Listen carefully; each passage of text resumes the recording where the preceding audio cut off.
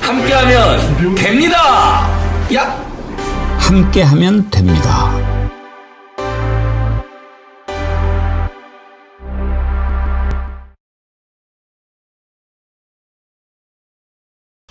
여러분 안녕하십니까? 백운기입니다. 드디어 터져 나오기 시작합니다. V0로 불리면서 윤석열보다 더 막강한 권력을 휘둘러온 김건희가 어디까지 국정을 농단했는지 이제 하나하나 쏟아지고 있습니다. 지금 생각해도 아리송한 현직 검사의 갑작스러운 출마 선언. 총선을 6개월 앞두고 느닷없이 김상민이라는 현직 부장검사가 출판 기념회를 열고 자신은 뼛속까지 창원 사람이라면서 출마를 선언했다가 정직 3개월 징계를 받은 적이 있지요. 당시 이원석 검찰총장이 머리를 벗겨버리고 싶다 이런 얘기를 했던가요? 이자가 뭘 믿고 그러나 했더니 바로 뒷배가 김건희였습니다. 국회의원 하나 정도는 자기 마음대로 시킬 수 있다고 생각한 거지요. 지금 창원 의창에서 국회의원이 된 김종량 의원에 대해서는 온갖 비난을 퍼부어댔는데 김종량 의원 지금 기분이 어떨지 궁금합니다. 바람보다 먼저 눕는 검찰이 이제서야 명태균 수사를 서울중앙지검으로 넘겼는데 그 귀추가 매우 주목됩니다. 이제부터는 김건희의 시간입니다. 생방송 백운기의 정치 1번지 출발합니다. 정어리몰 제품 한라봉 소개해드리고 있는데요. 여러분이 한라봉 아구찜 참 많이 사랑해 주시는 것 같습니다. 지금도 채팅창에 아구찜 맛있다 이렇게 올려주시는 분들이 많은데요. 지난주 준비한 물량이 다 소진돼서 더 할 수 없냐 이런 문의가 많아서 지금 추가 물량 여러분 준비했습니다. 맛있게 드시고 재구매하시는 분들도 많다고 하는데요. 저지방, 고단백, 콜라겐, 비타민 풍부한 아구찜 드시고 또 제일 맛이 좋다는 한라봉도 디저트로 드시면 비타민C가 풍부해서 요즘 감기 예방에도 매우 좋다고 합니다. 여러분이 정어리몰 많이 사랑해 주셔서 감사합니다. 정어리몰에서 늘 제일 좋은 상품, 좋은 가격으로 여러분께 보답하도록 하겠습니다. 오늘 함께 하실 세 분 패널 소개하겠습니다. 김성환 시사평론가님, 전예현 민주연구원 본장님, 그리고 김남국 전 의원님 나오셨습니다. 어서 오십시오. 네, 안녕하세요. 예. 우리 오랜만에 김건희 얘기를 해보려고 그랬는데 김건희 살아있죠? 글쎄요, 어디 가 있는지 잘 모르겠는데요. 오랜만에 윤석열 얘기만 하다가 김건희 얘기하려고 그러니까 사뭇 낯선 느낌이 요즘 뭐하고 있을까요? 강아지하고 놀고 있지 않을까라는 생각이 드는데요. 좋을까 안 좋을까 저는 그것도 궁금해요. 지금 사실은 되게 뭐 부부가 어느 한쪽이 범죄를 저질러서 수감이 된다라고 한다면 거의 장이 끊어지는 아픔이다라고 할 정도로 굉장히 힘들어하는 게 맞습니다. 그리고 뭐 어떤 상황에 있다고 하더라도 면회를 가는 게 맞는데 이 부분은 좀 정상적이지는 않은 것 같습니다. 정치적인 어떤 고려를 하는지 어떤 계산을 하는지는 모르겠지만 정치권 여의도에서는 뭐 논란이 있을 거라고 예상이 되어서 면회는 가지 않겠다라고 하는데 그거 자체가 좀 상식적이진 않은 것 같고요. 체포 이후에 여러 이제 컷이 이렇게 좀 사진으로 좀 잡혔었는데 장모 최은순 씨는 그 다음날 바로 실내 골프 연습장을 윤석열 대통령 체포 바로 다음날 뭐 실내 골프 연습장을 갔다 그러고 또 김건희 씨는 또 관저 근처에서 개 데리고 한가롭게 산책하는 그런 모습들이 포착이 되고 있어서 이런 것들을 보면 김건희가 오히려 체포된 거를 속 시원하게 생각하고 있는 것 아닌가라는 생각이 드는데 역시 특검을 통해서 김건희에 대한 수사가 또 같이 함께 이루어져야 되지 않나 생각이 듭니다. 대단한 멘탈들이에요. 근데 전혜원 원장님 지금 이제 윤석열 정리가 되고 있는데 아마 윤석열 파면되고 나서 김건희 거 쏟아져 나오는 거 보면 되게 이 본편보다 속편이 재미없다고 그러는데 김건희 편이 더 흥미진진할 것 같지 않습니까? 아마 김건희 편에 나오는 각종 의혹들 그리고 앞으로 수사 진행되는 상황 16부작 대하 드라마로 만들지 않을까 뭐 이런 상상을 하게 되는데요. 실제로 오늘 우리가 다뤄볼 주제만 봐도 총선을 앞둔 2월쯤에 특정 검사를 김건희가 도와달라는 식의 의혹이 지금 제기되고 있지 않습니까? 따라서 그동안 우리가 의혹을 제기했던 공천 개입 의혹부터 시작을 해서 이른바 매간매직이라고 할 수 있는 각종 여당의 유력 정치인들을 둘러싼 의혹이 막 쏟아지지 않을까 저는 이런 생각이 들고요. 개인적으로 이런 생각도 해봅니다. 그 김건희가 과거에 유력 정치인들의 부인들하고 따로 밥을 먹었다. 뭐 언니라고 불렀다. 이런 얘기를 하는데 저는 지금 유력 정치인뿐만 아니라 유력 정치인의 부인들을 통해서도 뭔가 메시지를 지금 주고 있지 않을까라는 의심이 상당 부분 듭니다. 제가 최근에 모 언론사의 칼럼을 보니까 지금 여당의 유력 정치인들의 부인들이 제2의 김건희가 될 수도 있다라는 우려가 여당 내에서 쏟아지고 있다는 부분이 나오고 있거든요. 여당의 정치인들과 그 가족들은 지금 윤석열의 이 말도 안 되는 계엄, 발령, 그리고 그 이후에 김건희 행보, 국민들이 겪는 교통을 반면교사로 삼았으면 하는 마음입니다. 네, 제가 생각할 때는요, 김건희 씨는 아마 나라를 빼앗긴 고통에 시달리고 있지 않을까 그런 생각이 들고요. 둘째로는 자기가 잘 알 것 같아요. 보수 진영의 가장 큰 요구가 뭐였습니까? 김건희 얼굴 좀 안 봤으면 좋겠다 이거였어요. 왜냐하면 지금 탄핵 국면에서 김건희란 사람이 다시 툭 튀어나와가지고 만약에 윤석열 대통령을 접견을 한다거나 이런 식의 모습을 보이잖아요. 보수가 분열할 겁니다. 그걸 잘 알고 있을 거예요. 정치 감각이 있는 사람이거든요. 내가 이 타이밍에 나서는 게 하나도 도움 안 될 거다. 오히려 나한테 스포트라이트가 비춰지는 순간 나와 관련돼 있는 수사나 이런 것들이 급진전될 가능성이 있다는 생각을 할 겁니다. 그래서 지금 얼굴 안 비치는 거는요. 제가 볼 때는 꽁꽁 숨어 있는 거다. 오히려 지금 상황에서 불리하다고 판단하기 때문에 저렇게 행동하는 거라고 생각합니다. 지금 보면 윤석열보다 김건희예요. 우리가 총선 때 이채양 명주 계속 이야기하지 않았습니까? 자, 이태원 참사. 왜 이태원 참사가 일어났습니까? 이거 다시 한번 조사해야 되겠지만 용산으로 대통령실 안 옮겼으면 과연 그런 참사 일어났겠습니까? 그러면 왜 옮겼습니까? 윤석열이가 옮겼다고 생각하는 국민 별로 없을 겁니다. 제가 최근에 재미있는 우스갯소리 하나 들었는데요. 김건희가 이렇게 문자 주고하는 거 보면 점이 많이 찍히잖아요. 네네. 그거 왜 그런지 아세요? 아니요. 점 보는 걸 좋아해서. 말 되는데요. 말 되죠? 그 이태원 참사 가장 큰 원인이 저는 그 점 봐가지고 거기에서 뭐 이쪽으로 옮겨야 된다라고 해서 일어난 참사라고 생각합니다. 그 다음에 최수근 상병 순직 그 외압 의혹도 이거 보니까 왜 임성근이를 구하려고 했습니까? 임성근이하고 같이 있던 자가 김건희하고 이렇게 내통이 돼 있는 거 아닙니까? 김건희 때문에 일어난 거죠. 윤석열이가 왜 벌쩍 뜁니까? 사단장 뭐 어쩌고 저쩌고. 그 김건희인 거죠. 양평고속도로, 명품백, 주가 조작 이것은 오로지 김건희고. 그러니까 나라를 뒤흔든 이 이채양 명주가 다 김건희란 말입니다. 그러니 김건희가 얼마나 국정농단을 넘어서서 이건 국정을 딱 틀어지고 지 마음대로 한 거죠. 계엄도 박지원 의원이 그렇게 얘기했더만요. 오빠 이대로 가다가는 죽어 빨리 해. 그랬을 거라고 하는 거 아니에요.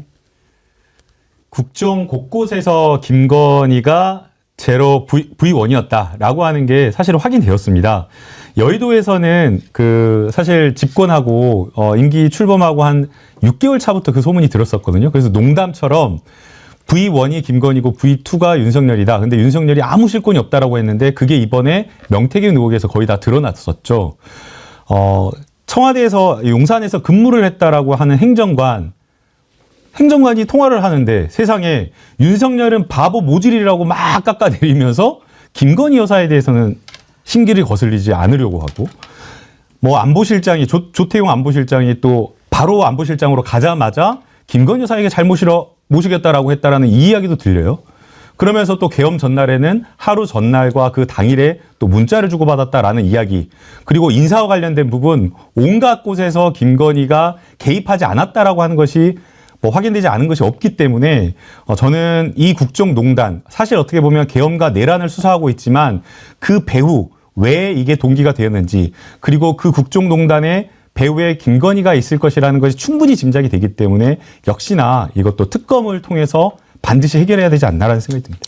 우리 정치 1번지가 그야말로 뉴스메이커들을 다 불러서 인터뷰를 하고 있는데 최고의 뉴스메이커 김건희를 한번 불러볼까? 나올까요? 이명수 기자의 말에 따르면 김건희에게 보낸 무슨 뭐 이렇게 텔레그램 뭐 이런 거에 하트로 답이 돌아오거나 뭐 그랬다는 답이 있는데 저는 김건희 씨가 백운기의 정어리 TV 나오면 정말 이게 전 세계적 뉴스가 되지 않을까라는 생각이 들고요. 김건희가 정말 뭐 신뢰할 만한 언론을 찾아서 본인의 입장을 밝히고 싶다라고 하면 백운기의 정어리 TV에 나와야 된다고 개인적으로 생각을 합니다. 어쨌건 저는 김건희 사태에 있어서의 또 다른 정말 공범이라고 지탄받을 집단이 바로 검찰이라고 생각을 하는데요. 도이치모터스 주가 조작 의혹을 둘러싼 여러 가지 의혹에 대해서 제대로 수사하지 않고 뭉갰다는 부분, 그리고 디올백 수사와 관련해서도 검찰 어떻게 했습니까? 콜검이라는 비난을 자초했잖아요. 불러서 샌드위치 대접하고 제대로 수사도 안 하고. 그래서 이 공천개입 의혹을 둘러싼 부분, 일단 서울중앙지검에 대한 의구심이 계속 제기되고 있는데 꼭 이 말 하고 싶습니다. 콜검들아, 이번에는 김건희 빨리 소환 조사해서 제대로 하고 안 그러면 특검 간다입니다. 이 김건희 사태를 둘러싼 여러 가지가 이렇게까지 눈덩이처럼 커지고 결국은 이 사태까지 오게 된 것은 김건희의 책임도 가장 크고 윤석열 뒤에서 허수아비 노릇했던 검찰도 그 책임을 피해갈 수 없다. 저는 이런 생각이 듭니다. 조서희님, 김건희가 꽁꽁 숨어 있다고요? 그런 성격 아니죠. 지금 치열하게 전쟁 중일 겁니다. 그러겠죠? 청바지님, 아마도 다음 대선 주자 물색하러 밤새 찾으러 다닐 것 같은데요. 또 얼굴도 싹 다시 공사해서 국민한테 나타날 것 같습니다. 예. 오늘 댓글 보내주시는 분들, 신선한 분들이 많으신데 제가 소개해드린 분들 다 끝나고 신청해 주세요. 볼펜 보내드리도록 하겠습니다. 기옥님, 60 넘어 명퇴 후 제일 좋은 건 댓글 자유롭게 달 수 있다는 겁니다. 정치적 족쇄에서 벗어난 퇴직 교사의 기쁨, 정어리가 되렵니다. 환영합니다. 기옥님. 남창수님, 오전 11시는 백운기 정치 1번지를 시청하는 게 하루의 루틴이 돼버렸네요. 항상 응원합니다. 남창수님 감사합니다. 10시에 들어오시면 더 좋아요. 그때 아주 재미있는 댓글마당에서 서로 인사도 나누시고 그러면 하루가 딱 정리가 됩니다. 고맙습니다. 자, 오늘 김건희 얘기를 왜 하냐? 두 가지입니다. 첫째는 그동안 이제 명태균 수사 창원에서 조물락조물락 했죠. 왜 너네가 계속 하고 있어? 그렇게 물어보니까 심우정 검찰총장 뭐라고 이야기했습니까? 뭐 열심히 하고 있습니다. 뭘 열심히 했습니까? 이제 대세가 기울었다 생각하니까 서울중앙지검으로 넘겼어요. 이제서야. 이제 김건희도 불러서 조사하고 그러겠죠. 이번에는 핸드폰 반납 안 오고 조사할 수 있을 것 같으니까. 그래서 검찰을 바람보다 먼저 눕는 풀 같다. 그렇게 얘기하죠. 지금이라도 한번 좀 제대로 해서 한번 해보세요. 또 하나, 이제 또 새로운 것이 하나 등장했습니다.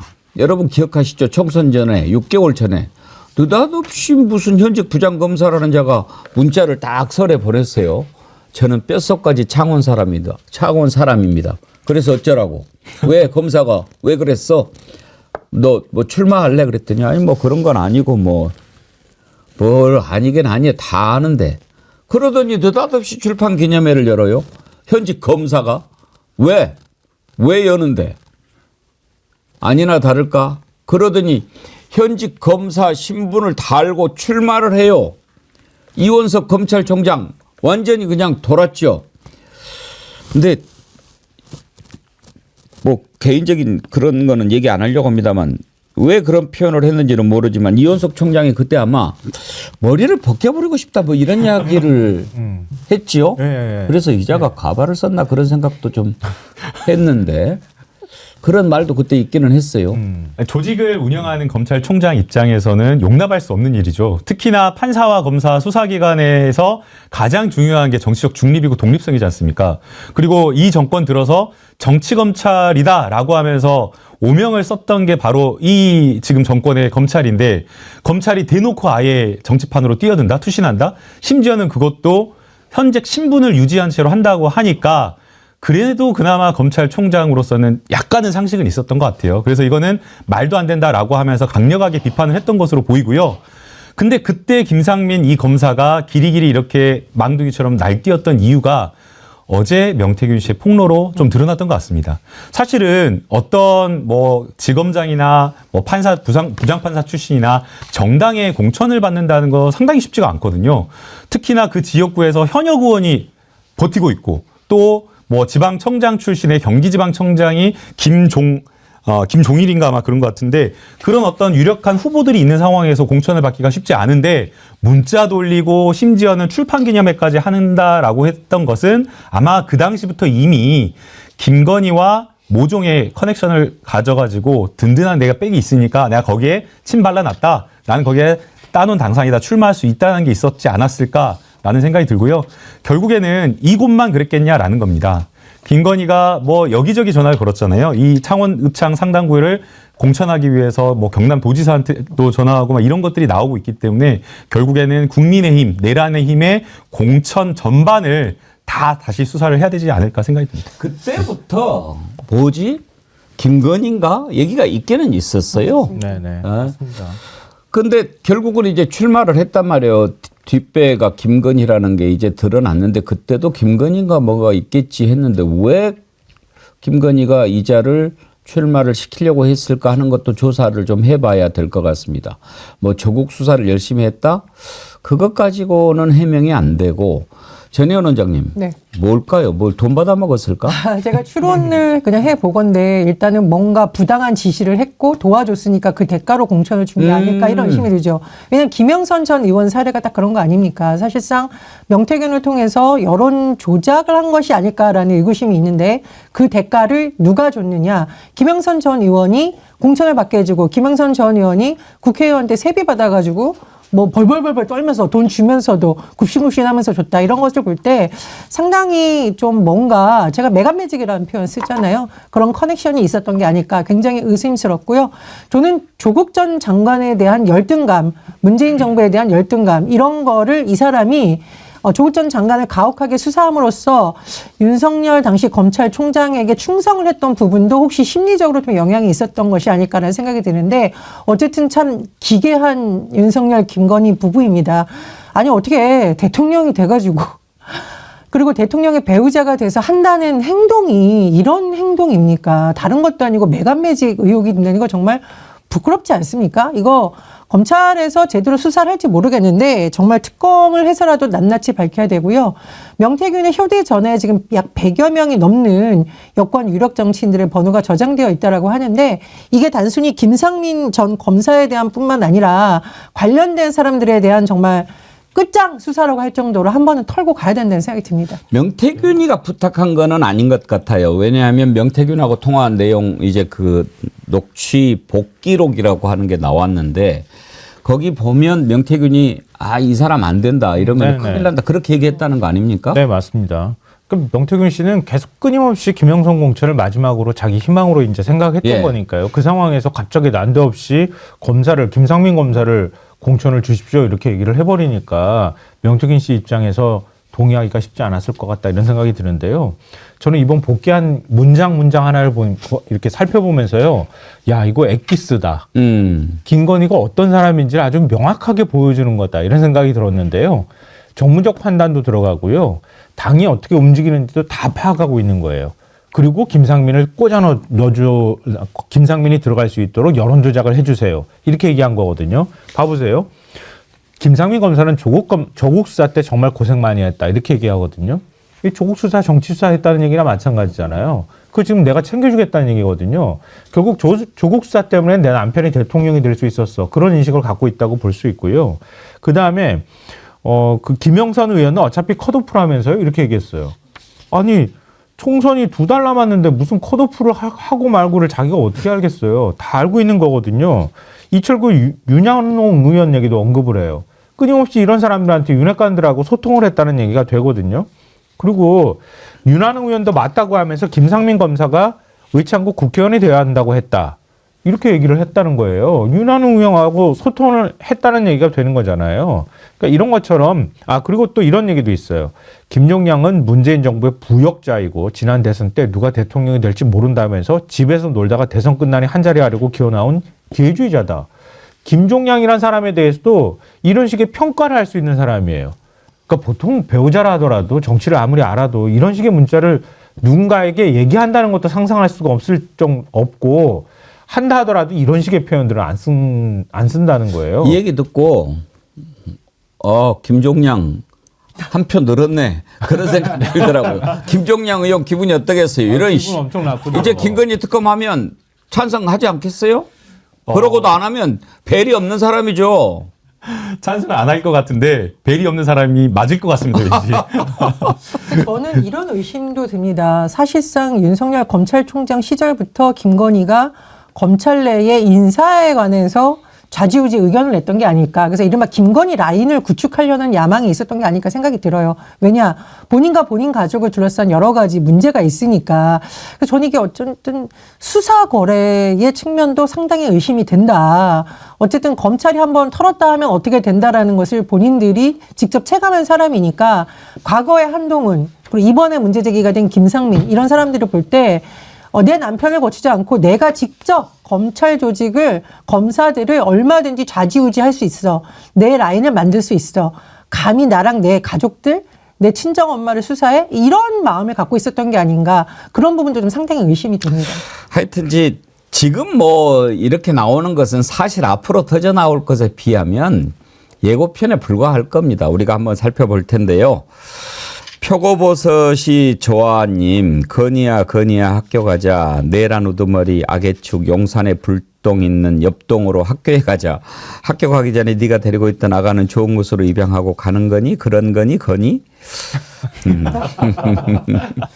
흑석동우님, 정어리 볼펜 좋다는 소문이 자자하던데 볼펜 욕심에 방송이 귀에 안 들어오네요. 어떤 댓글로 어필을 해야 할지 정신이 팔려서요. 흑석동우님 어필 됐습니다. 볼펜 보내드리도록 하겠습니다. 한 분 더 계셨지요. 짱가님, 일하느라 듣기만 했는데 볼펜 한번 받아볼게요. 지금 돌아가는 게 김건희 나라 아닌가 싶네요. 빨리 구속 안 합니까? 매일 집회에 나가지만 마냥 답답합니다 하셨는데, 예, 오늘 여러분들 볼펜 많이 드리도록 하겠습니다. 이제 김상민 당시 부장검사가 어떻게 했는지 한번 볼 텐데요. 녹취를 듣기 전에 지금 벌써 2만 1,000명 넘어섰는데 좋아요가 6,554분밖에 안 된다는 거. 이거는 불행한 일입니다. 나라의 발전을 위해서 여러분 좋아요 많이 눌러주시기 바랍니다. 자, 그때 당시에 김상민 부장검사가 출마 선언했던 내용 한번 들어보시죠.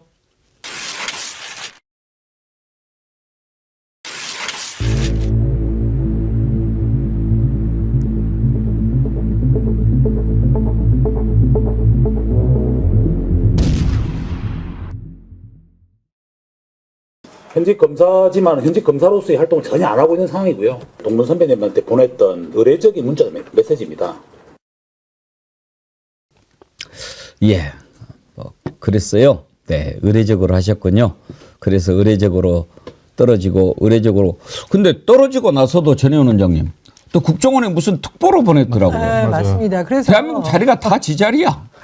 지금 제가 이 기득권 커넥션, 메간 매직이라는 표현을 쓰는 게 이런 게 있습니다. 문제가 생겨서 오죽했으면 머리털을 벗겨버리고 싶다, 뭐 머리카락을 다 뽑아버리고 싶다, 이런 비난을 검찰의 고위관계자가 한 인물을 데려다가 국정원의 고위관계자를 앉혔었는데, 돌아보면 윤석열 정부에서 이런 일 많았었어요. 논란이 된 인물을 어디 공사의 주요 관계자로 보내준다거나, 아니면 논란이 됐던 인물을 끝까지 그 자리에서 그냥 있게 하거나, 그러다 보니까 여러 가지 의혹이 제기된 건데, 제가 정말 주목하는 부분은 논란이 되었는데도 살아남은 인물들의 특징은 항상 뒤에 김건희 라인이라는 의혹이 제기됐다라는 겁니다. 그래서 이번에 이런 부분을 좀 샅샅이 저는 파헤쳤으면 좋겠다, 이런 생각이 들고요. 좀 아쉬운 부분은 뭐냐면, 사실은 이런 대통령과 이런 대통령 배우자의 행태를 과연 국민의힘이 몰랐을까, 사실상 방조하거나 동조자가 아니었을까, 이런 생각이 드는데요. 중앙지검의 수사든 아니면 미진에서 특검이 되던 간에 저는 이게 정치의 영역, 그리고 사법의 영역에 이르기까지 본인들의 기득권을 지키기 위해서 나라를 엉망으로 만든 사람들에 대한 철저한 수사, 그리고 엄벌이 반드시 이루어져야 이런 게 뽑히지 않겠습니까? 정말 말단 공무원부터 시작해서 열심히 일해서 실력으로 승부 보려는 많은 공무원들과 또 국정원 관계자들과 군인들과 이런 사람들 지금 좌절시키고 있는 게 누굽니까? 바로 윤석열, 김건희 부부입니다. 다 다른 것도 아닌 국정원이라니 제가 박지원 의원한테 사실 좀 한번 물어보고 싶어요. 이런 사태를 보면서 어떻게 생각이 드는데 아마 고함을 치시지 않을까 이런 생각이 듭니다. 원래 이제 검찰이 기관 간 협조 업무다라고 하면서 파견을 보냅니다. 금감원에도 보내고 국정원에도 보내고 금융위원회 막 이렇게 각각 기관에 보내는데요. 사실은 파견을 갈 때에 그 파견 검사는 수사를 하지 않고 그 기관에 아주 두루 넓게 고위직과 인맥을 쌓고 오거든요. 그래서 사실은 검찰의 엘리트가 가는 곳이 바로 그런 파견 특보입니다. 그런데 이 지금 김상민 전 부장검사 같은 경우는 사실은 이 사람 같은 경우에는 총선을 재직 중에 출마했다라고 해가지고 정직 3개월을 받았습니다. 중징계거든요. 중징계 받은 사람이 수년 흘러도 사실은 이런 좋은 자리에 가기가 어려운데 중징계 받자마자 중징계 잉크가 마르기도 전에 바로 총선 끝나자마자 특보로 간 겁니다. 이것은 국가 공무원 어떤 인사와 관련된 여러 가지 시스템 자체가 완전히 그냥 무너졌다라고 이렇게 평가할 수밖에 없는 거고요. 어디 뭐 여기 검사만 그랬겠습니까? 국정원만 그랬겠습니까? 용산을 비롯해서 공직 기강 자체가 지금 무너진 그런 상황이기 때문에 다음에 들어선 정권은 정말 추상 같은 그런 어떤 공직기관을 확립하기 위해서 노력을 좀 해야 될 것 같습니다. 근데 이런 내용이 김건희가 명태균하고 통화한 사실로 드러난 거죠. 이게 48분 정도 통화했다고 하는데 지금 명태균 변호를 하고 있는 남상권 변호사가 이걸 이제 밝혔습니다. 그런데 녹음 파일이 있냐 이렇게 물어보니까 뭐라고 답했는지 한번 들어보시죠. 녹음 파일 이런 부분들 말씀 안 하셔도 됩니다. 명태균의 입이 곧 증거입니다. 그 녹음 파일이 없다는 거 아닙니까? 그거는 알 수가 없습니다. 김성환 평론가님, 저는 저 남상권 변호사 말하는 것을 듣고 파일이 없겠구나라가 아니고 갖고 있어요. 그래가지고 일단 밝혀요. 그래가지고 지금 이제 얼마나 윤석열, 김건희 머릿속이 혼란스럽겠습니까? 아씨, 아니라고 이야기했다가 나중에 까버리면 이거 큰일 나는데 또 사실대로 인정하지 않으면 이거는 징역 가야 되고 지금 그런 전략 아닐까 싶더라고요. 그러니까 먼저 성공을 치고 난 다음에 반응을 보고 그 다음에 어떤 대응 예. 전략을 세우려고 하는 아니라고? 거예요. 그렇죠? 그래? 네. 그런 거죠. 네. 그러니까 윤석열 대통령이 11월 7일인가요? 11월 초에 대국민 기자회견 열었잖아요. 그때 명태균 의혹과 관련해서 막 쫙 얘기를 했잖아요. 근데 뭔가 이게 기자회견 듣고 나니까 아무것도 없어, 기자회견 알맹이가. 그래서 자기 와이프는 그냥 휴대폰 들고 그냥 밤에 자기 휴대폰 들고 문자 나눈 거밖에 없는 뭐 그런 사람 만들어 놨잖아요. 근데 그랬는데 그때 찬찬히 텍스트를 읽어보니까 전부 책임 회피성 발언들이 다 포함되어 있었거든요. 만약에 김건희 여사나 윤석열 대통령 측에서 아니 그런 적 없다 이렇게 반응을 보이면 아마 다시 또 확 쳐버리려고 그렇게 작정을 하고 있는 것 같고요. 명태균 씨는 공익신고자로 인정해달라고 지금 요구하고 있잖아요. 그러니까 더 깔 생각이 있는 것 같아요. 그러니까 지금 서울중앙지검까지 사건이 올라왔는데 여기서도 만약에 수사가 제대로 진행이 안 된다 그러면 더 추가로 공개하겠다 이런 의지도 일부 갖고 있는 것 같습니다. 근데 제가 볼 때는 이거 검찰한테 수사 쥐어주면 안 될 것 같아요. 저는 많은 분들이 아시는 것처럼 2023년 12월에 성관이 고발로 시작된 수사가 9개월 동안 아무것도 안 하고 수사과에다 갖다 처박아놨던 거였었잖아요. 그리고 난 다음에 수사에 들어가고 불과 2달 만에요. 수사보고서를 만들었어요. 107쪽짜리 수사보고서 만들었는데 그거 그냥 덮어버렸잖아요. 그 다음에 그게 뉴스타파를 통해 가지고 공개가 됐던 거고요. 그리고 지금 해가지고 그 김영선 의원 구속한 지 70며칠 만에 이 이해충돌방지법 하나 달랑 더 얹어가지고 중간 수사 결과입니다. 그렇게 해서 갖다 놓은 거예요. 말이 안 되는 수사를 하고 있거든요.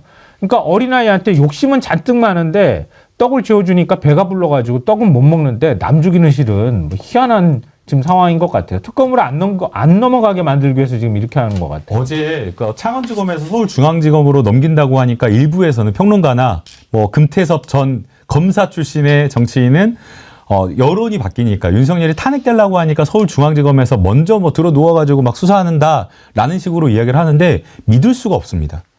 저희가 지난해 민주당과 수많은 언론에서 서울 창원지검에서 못한다. 특검으로 하기 전까지는 서울중앙지검에서 수사를 할 수 있도록 해야 된다라고 했는데 불구하고 불과 몇 명의 수사 인력만 파견 보내가지고 창원지검에서 하도록 했어요. 근데 창원지검에서 수사한 게 지금 거의 100일 지났는데 뭐 내놨습니까? 중간 그 수사 보고를 발표를 했는데 자신 있게 브리핑 룸에 쓰지도 못하고 그냥 딸랑 종이 한 3-4페이지 그냥 발표한 게 전부입니다. 너무 초라하죠. 근데 지금 왜 이 시국에 서울중앙지검에서 사건을 가져갔을까요? 저는 이게 제대로 수사를 하려고 한 게 아니라 검찰들이 명태균 수사와 관련된 내용들이 계속해서 수사가 되고 그 수사 사실이 창원지검에서 리크가 되면 도저히 대선 치를 수 없다. 그래서 저는 오히려 이게 제대로 수사하기 위한 것이 아니라 대선 전에 사건을 통제하기 위해서 서울중앙지검에서 가져간 것이 아닌가라는 생각이 듭니다. 저도 이거 그래서 결국에는 특검으로 갈 수밖에 없다고 저는 생각합니다. 굉장히 의심스러운 게 사실 이제 야당에서는 특검을 곧 통과시킬 수도 있다라는 입장입니다. 근데 이게 특검에 가면은 검찰의 수사 기록이 다 넘어가지 않겠습니까? 그럼 이게 왜 이렇게 수사 지연이 됐는지, 도중에 누가 수사를 못하게 되는지 이런 부분도 다 드러날 수 있어요. 그래서 제가 보기에 서울중앙지검은 김건희를 정말 제대로 수사하겠다, 김건희 소환하겠다 이런 의지가 있는 게 아니라 검찰 내부의 치부를 덮기 위한 역할을 하기 위해서 꼼수를 쓰는 게 아닌가 이렇게 상당히 의심이 됩니다. 나아가서는 이 수사를 무력화하기 위해서 지금 잡고 있는 게 아니라는 의심까지 드는데요. 어쨌든 국민들은 이 콜검이라는 말이 나왔던 사태를 똑똑히 지켜보고 있습니다. 검찰은 정신 차려야 될 거고 정말 김남국 의원님 말처럼 오히려 특검을 하는 게 사건의 실체를 제대로 밝힐 수 있는 답이 아닌가 저는 그렇게 생각합니다. 이게 두 개의 지렛대가 있는데요. 그러니까 검찰이 계속 창원지검에다 두면은 이거 수사 제대로 못하고 있다는 비난을 계속 받을 거란 말이에요. 일단 서울중앙지검으로 갖고 옵니다. 갖고 와서 김건희 소환 조사 할 건지 말 건지를 가지고 계속 여론전을 펴는 거예요. 그 사이에 오세훈 그리고 난 다음에 오세훈이나 지금 정치인들 여러 명 국민의힘 정치인들이 연루가 돼 있잖아요. 홍준표도 마찬가지고 그런 사람들이 묻혀버리는 거예요. 자연스럽게. 그러니까 김건희 소환 조사가 최대 이슈가 되거든요. 그러면서 오세훈, 홍준표 이런 사람들이 대선 후보로 출마하는 거예요. 아니 대선 경선 과정에서 무슨 소환 조사를 받습니까? 이렇게 하는 거예요. 그럼 국민의힘도 압박하는 카드가 되는 거예요. 그러니까 국민의힘이 검찰을 도와줄 수밖에 없는 상황이 된다는 거죠. 그러니까 그 사이에 시간 질질 끌다가 윤석열 파면 당하고 그리고 대선 치르고 난 다음에 그때 김건희 소환하든 안 하든 별로 중요하지 않거든요. 그때 가면은. 어차피 정권 바뀌었는데 그럼 검찰 손 떠나버려도 상관없는 거란 말이에요. 이런 식으로 판을 만들기 위해서 지금 끌고 올라온 것 아니냐. 이렇게밖에 의심할 수가 없어요. 적어도 검찰이 김건희에 대해서 제대로 수사하겠다라는 그런 생각이 있다면 그 의지를 보여주면 됩니다. 일단은 압수수색부터 해야죠. 지금 김건희 차 밖에 있어서 뭐 하고 있겠습니까? 전화질 하겠죠. 그 전화로 뭐 하겠습니까? 온갖 지금 제가 보기에는 벌어지고 있는 외국 좀비들 하는 거 다 김건희 작품일 겁니다. 여기저기 전화해야 되고 뭐 움직여라 말아라. 지난번에 비화폰 얘기 나왔잖아요. 내란폰. 예. 그 비화폰 그 전화번호 있다 그러잖아요. 두 번째 대통령 바로 밑에 김건희 이름 들어가 있었다고 하고 비화폰은 혹시 써보셨어요? 전화한 상대방이 이름이 그냥 뜬대요. 전화하면. 그러면 여사님이든 김건희든 이름이 뜨는 거예요. 비협화 아니어도 뜨는데. 아니 비화폰이니까 우리가 안 써본 비화폰이라서. 근데 비화폰이 그렇게 전화가 오면. 근데 비화폰은 자기가 저장하지는 않고 애초에 나눠줄 때 아예 이렇게 딱 그런다고 그러더라고요. 그러면은 잘 받으라고 그 명분 나눠주면서 여사님 전화 잘 받으라고 당부를 했다면서요. 그러니까 그 비화폰 갖고 있는 사람들이 있다고 한다면 계속 여사님 번호가 뜨겠죠. 자기들끼리 연락하면 안 받을 수 없는 상황이었을 거고. 아니 오늘이라도 당장 김건희 소환 조사하면 그나마 국민들이 중앙지검 잘하냐 이렇게 보고 있지 그렇죠. 않겠습니까? 미룰 이유가 없습니다. 서울중앙지검이 지금 정말 정권의 이 하수인으로 전락한 검찰을 영원히 끌고 갈 것인지 아니면 저는 중요한 분기점에 서 있다고 하는데요. 오늘이라도 김건희 당장 소환 조사해야 됩니다.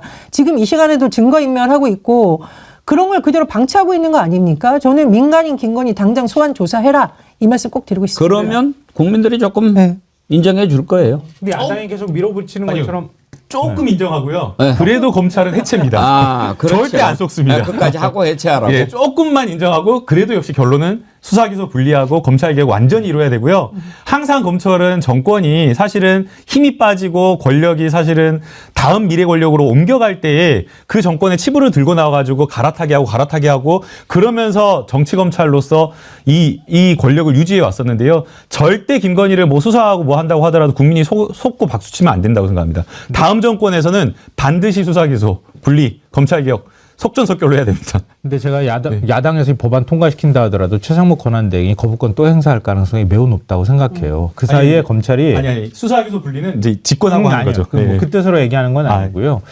그리고 이제 검찰이 어떻게 수사하느냐 이건 또 다시 또 별도로 우리가 따져봐야 할 문제인데요. 특검 얘기 나왔으니까 제가 드리는 말씀이지만 왜 박근혜 때는 저렇게까지 구구가 준동 안 하는데 지금은 왜 저러지? 이렇게 생각하실 수 있는데요. 제가 가만히 기억을 떠올려 보면 박근혜 때는 박영수 특검이 움직였어요. 끊임없이 움직여서 끊임없이 수사 결과 내놨거든요. 계속 수사 결과 발표하니까 뭔가 반발을 하려고 해도 반박할 수가 없고 반발을 하려 할 분위기도 안 만들어지는 거예요.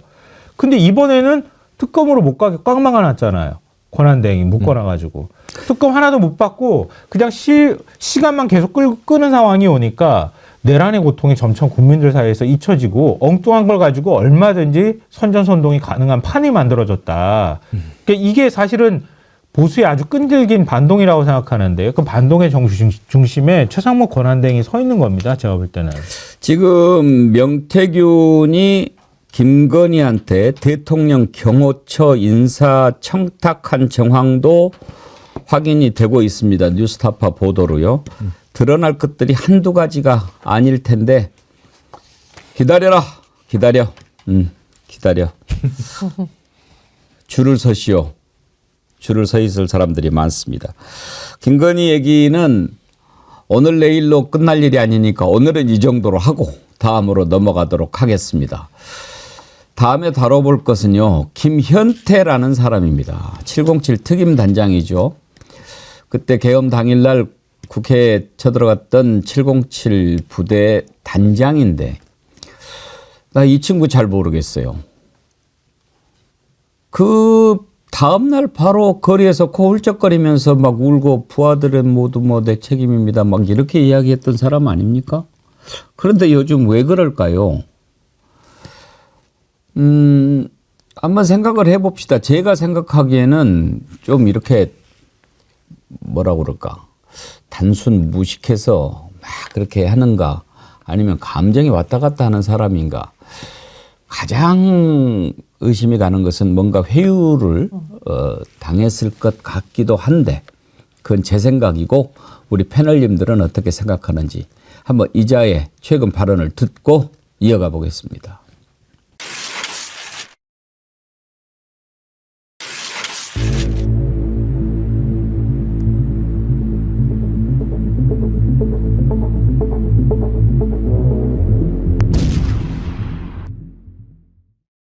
단전은 특전사령관께서 12월 4일 00시 30분에 대통령 전화를 받고 스스로 무언가를 하기 위해서 생각해낸 여러 가지 중에 한 가지입니다. 국회 의결 절차를 방해하려는 목적이 있었습니까?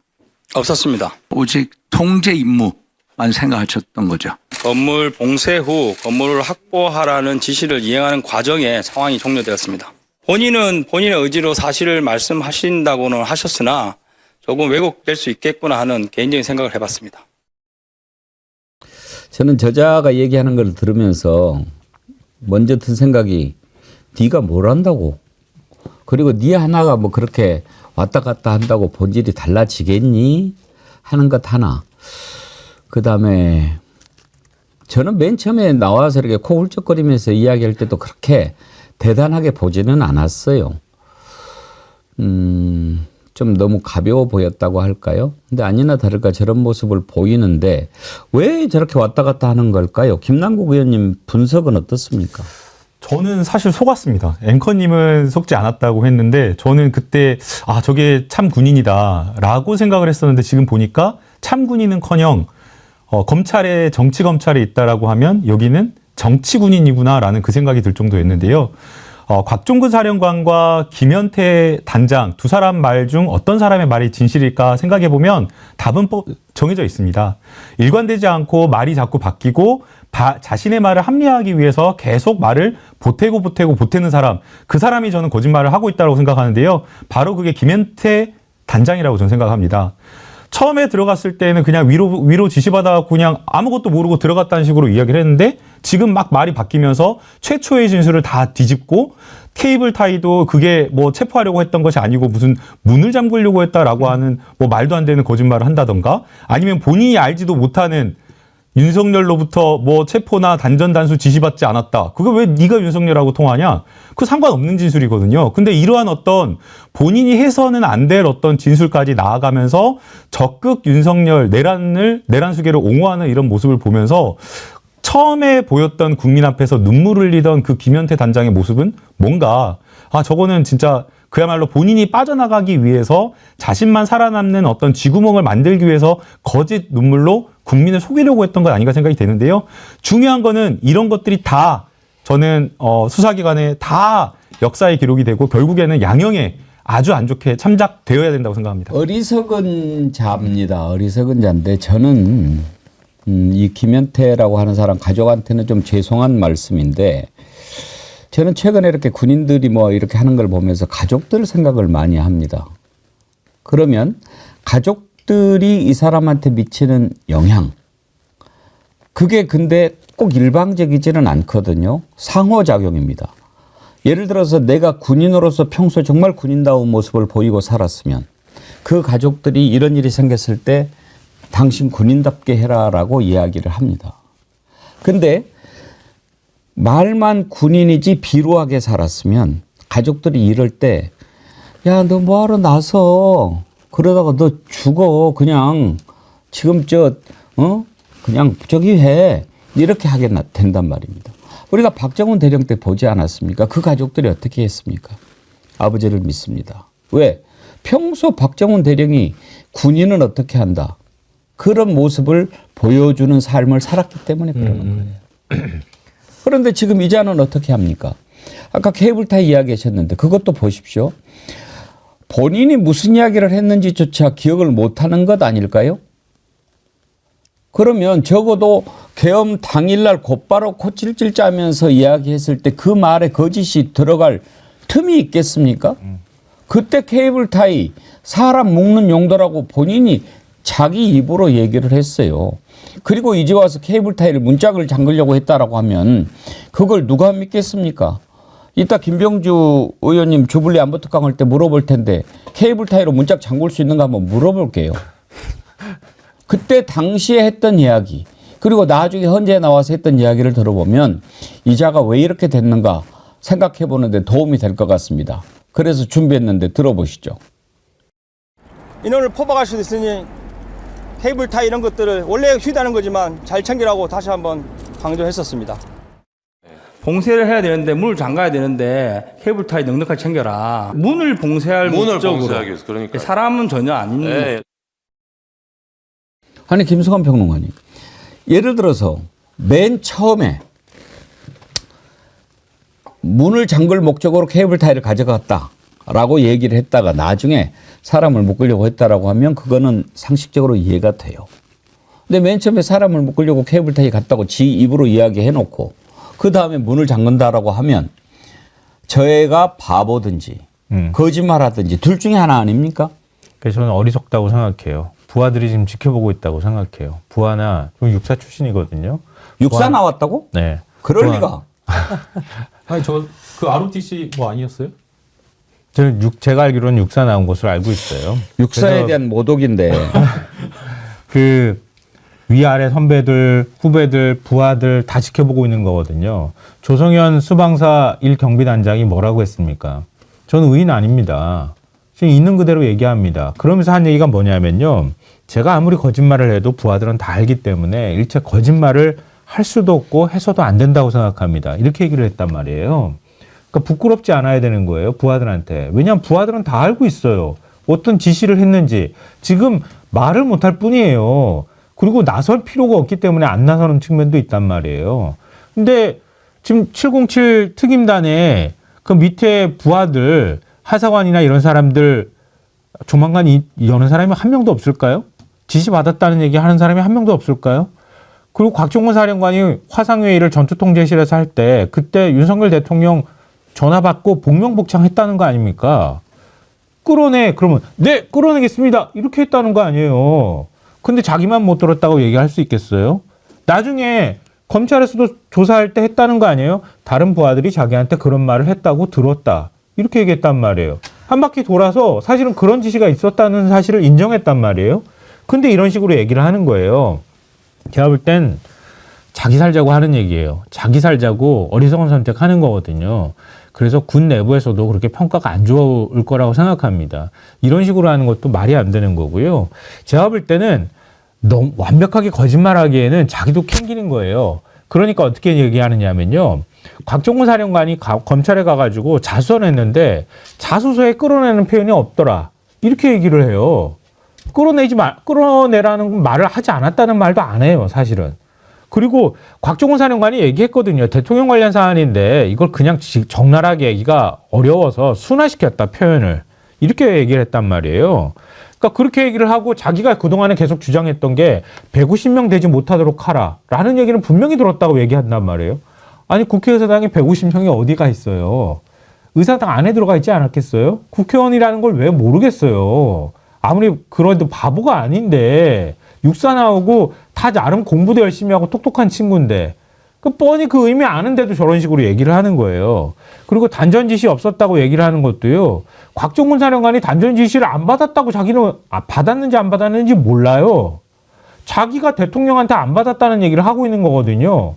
그러니까 말을 빙빙 돌려서 국민의힘이 공격하기 좋게 애둘러서 계속 돌려가면서 본질을 흐리면서도 저렇게 지금 얘기를 하고 협조를 한다 그래서 단전 지시를 이행했다거나 실제 그게 실행에 옮겼다고 하는 점에서 처벌 안 받을 것도 아니고 오히려 자기 부하들한테 불명예스러운 상관으로만 기억될 가능성이 매우 높다.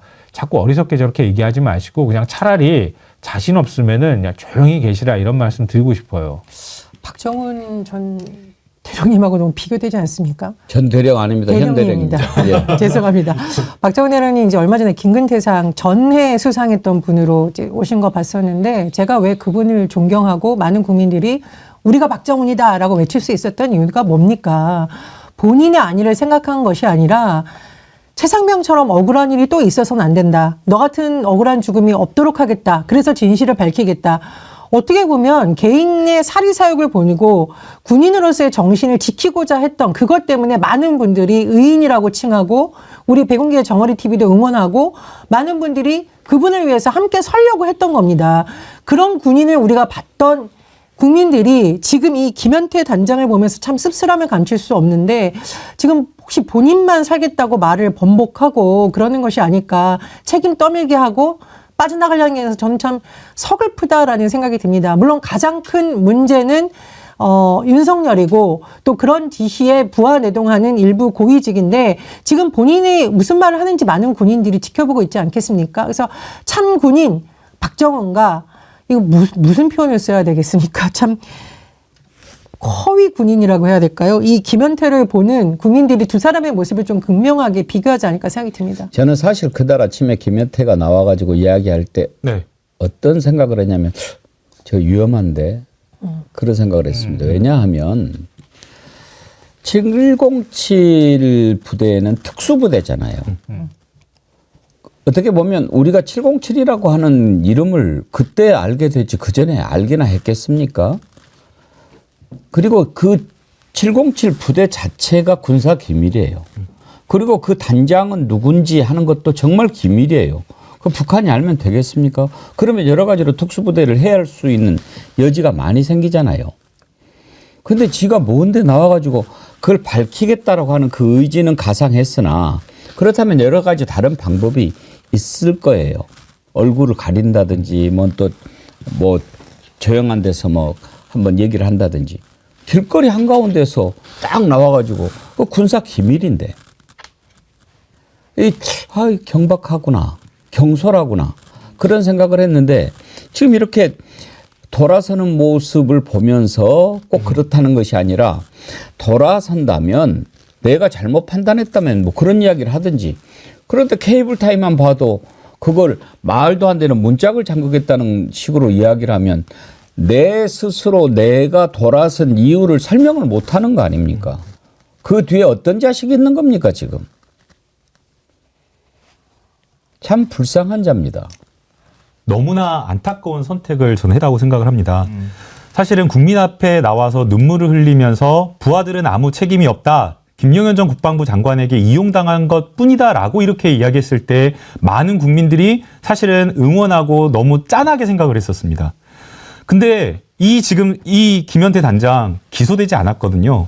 기소되지 않고 구속되지 않은 이유는 왜 그랬을까요? 국민이 지켜줬기 때문입니다.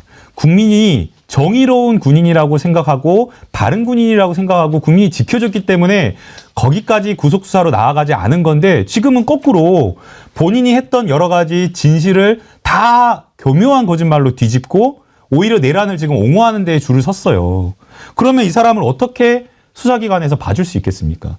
저는 너무나 어리석은 선택을 했다고 생각을 하고요. 도대체 왜 이런 생각을 했는지는 모르겠지만 이석기 전 의원 내란과 관련되어서 예비 음모도 아니고 그냥 저는 이거 진짜 완전히 표적수사 당했다. 박근혜 정부에서 표적수사 당했다라고 만들어진 어떤 공적수사가 아닌가 생각이 드는데 그때 내란 선동했다라고 하는 말 몇 마디로 9년형 받았거든요.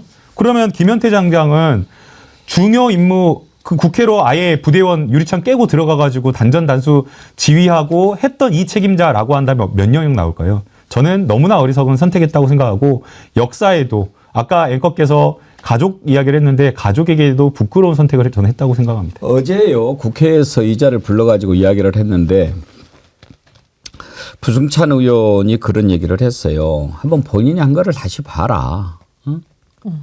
그런데 어제 그 김현태를 불러서 이야기를 하려고 들으려고 했던 가장 큰 게 뭐냐면 민주당이 회유했어요. 어? 야 이제 대세는 다 끝났어. 대세 우리 쪽이야. 그러면서 곽종근도 아마 그렇게 됐을 거라는 얘기를 들려주려고. 근데 부승찬 의원이 뭐라고 얘기합니까? 그러면 증인으로 세워라. 어제 참고인으로 불렀어요. 왜? 왜 그렇게 했냐고. 국민의힘이 어제 단독으로 불러가지고 얘기를 했거든요. 그럼 증인으로 세워서 이야기를 해야지. 증인으로 세워야 나중에 위증의 벌을 엄하게 묻습니다.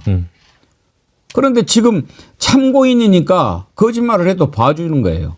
야 이렇게 참고인으로 해줄 테니까 알았지? 이렇게 했다고 생각하는 것이 합리적 아닙니까? 합리적. 민주당에서 부승찬 의원 제대로 혼자 한번 해보겠다라고 앉아있던데 김현태한테 뭐라고 이야기했습니까? 들어보시죠. 그래서 지금 뭐 김현태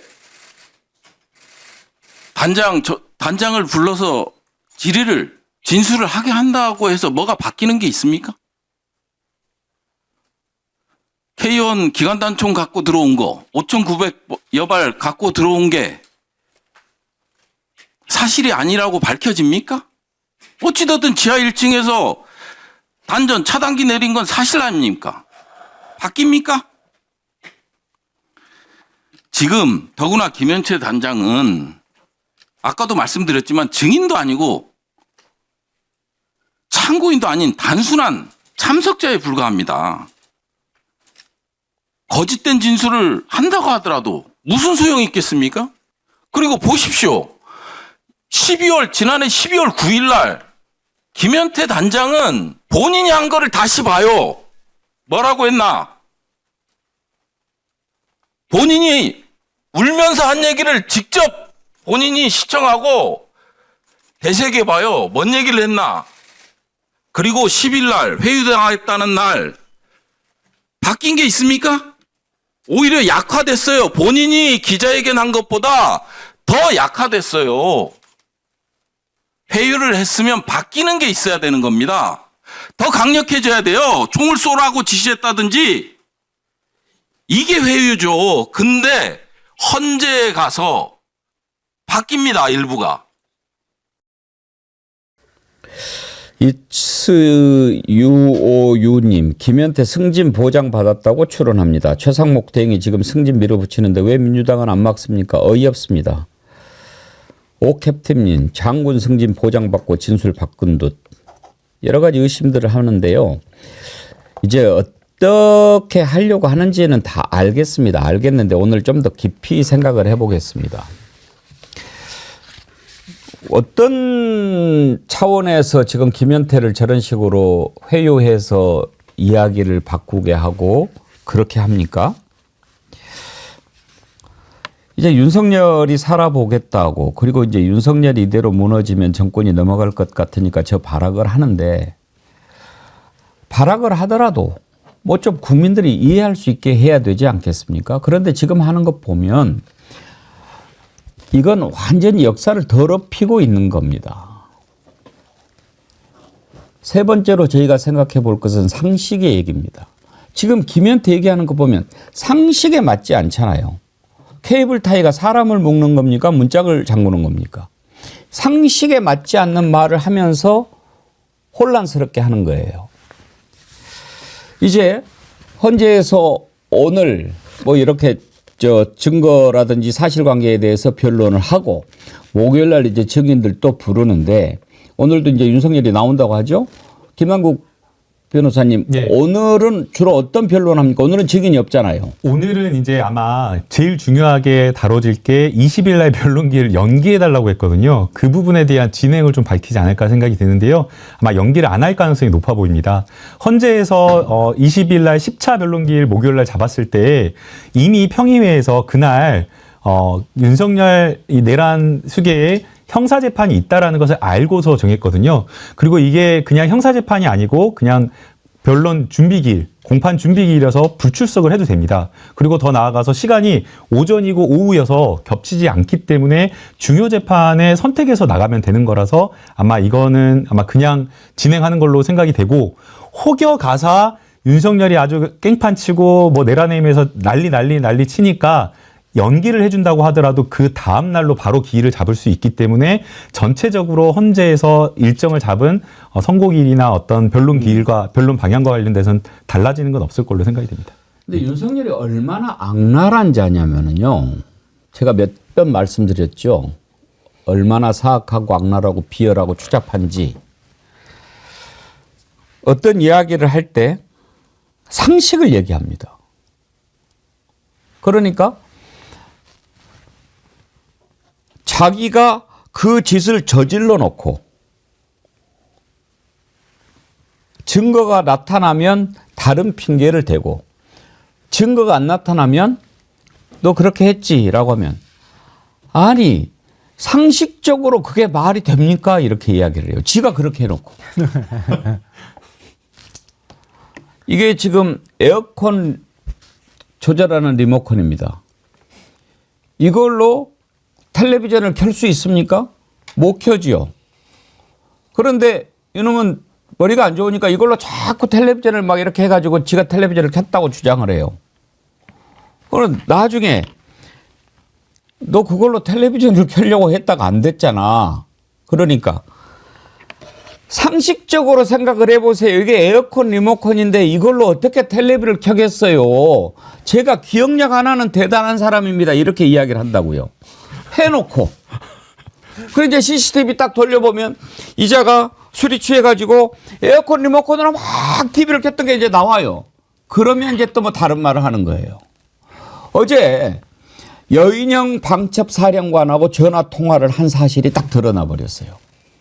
그런데 그 전에 헌재에서 윤석열이가 뭐라고 얘기했는지 아십니까? 여인영하고 통화한 적이 없다고 했어요. 없다고만 하면 좋아. 거기에다가 뭐라고 이야기했는지 아십니까? 상식적으로 내가 방첩사령관하고 통화를 하겠냐라고 얘기한다니까요. 했을까요? 안 했을까요? 들어보세요. 제가 여인영 사령관한테 내가 조금 전에 1차장하고 통화했으니 뭐 애로사항 있으면 1차장한테 연락을 하라고 제가 전화를 했어야 되는데, 대통령이 방첩사령관한테 그런 전화를 한다는 것 자체도 굉장히 비상식적인 얘기입니다. 돌아버리겠어. 김성환 평론가님. 해놓고 그게 이제 안 드러나니까 상식적으로 내가 하겠냐. 그래 이제 드러났어요. 이제 뭐라고 이야기할까요? 그러니까 윤석열 대통령은요 거짓말쟁이가 아니라 개소리쟁이에요. 너무 그것도 점잖은 표현입니다. 왜냐하면 악마예요, 요즘에 악마. 굉장히 화제가 되고 있는 특히 법조 쪽에서 화제가 되고 있는 책이 개소리에 대하여라고 하는 책이에요. 미국의 철학자가 쓴 책이거든요. 그게 굉장히 화제가 되고 있대요. 이 얘기는 뭐냐면은 법조인들이 볼 때 윤석열의 얘기는 저 개소리로 보인다는 뜻이에요. 그러니까 거짓말쟁이는 진실과 거짓을 구분할 줄 알고 그걸 거짓을 얘기해야 되겠다고 하는 의도가 들어가 있는 거거든요. 일종의 나름대로의 어떤 전략이나 합리적인 판단이 필요한 건데요. 개소리쟁이는 내가 거짓말을 하는지 진실인지를 생각 안 하고 그냥 막 한다는 거예요. 그러니까 윤석열이라는 사람은 그냥 내가 살기 위해서는 어떤 소리도 다 해도 된다고 본인 스스로 생각한다는 거예요. 그래서 개소리쟁이라고 얘기를 한다는 거죠. 그러니까 왜 법조 쪽에서 이런 게 화제가 되고 있겠습니까? 도저히 상식적으로 이해가 안 되는 얘기를 계속하고 있는 거예요. 전화해놓고 난 다음에도 나 안 했어 전화. 뻔뻔하게 얘기하는 거예요 그냥. 근데 그게 머릿속에서 내가 전화를 안 했다고 해야지 내가 살 수 있어 라고 하는 게 아니라 원래 옛날부터 검사 시절 때도 그랬고 대선 후보 때도 그랬대요. 50분 동안 얘기하는데 앞 얘기하고 뒷 얘기가 다 다르대요. 계속 얘기하다가 보니까 어느 순간 얘기가 막 3,000%로 빠지다가 3,000%로 빠져서 다시 되돌아왔는데 처음에 자기가 무슨 얘기했는지도 생각 안 하고 그냥 그때 가가지고 아까는 막 어르고 달래다가 그 다음에는 막 화를 내가지고 사람들을 막 뭐라고 한다는 거죠. 아까는 잘했다고 칭찬하던 사람이. 그러니까 원래부터 개소리쟁이였다고 얘기를 한다는 거죠. 그러니까 그걸로밖에 해석이 안 돼요. 제가 볼 때는. 저는 윤석열이 어쨌든 법기술자 아닙니까? 그래서 굉장히 지금 교활한 세 가지 방법을 다 쓰고 있다고 생각하는데 첫 번째가 시간 끌기죠. 계속 예를 들면 20일 변론도 형사재판이 있으니까 어떻게 빠져나가 보려고 하는 이런 전형적인 시간 끌기. 두 번째가 뭐냐.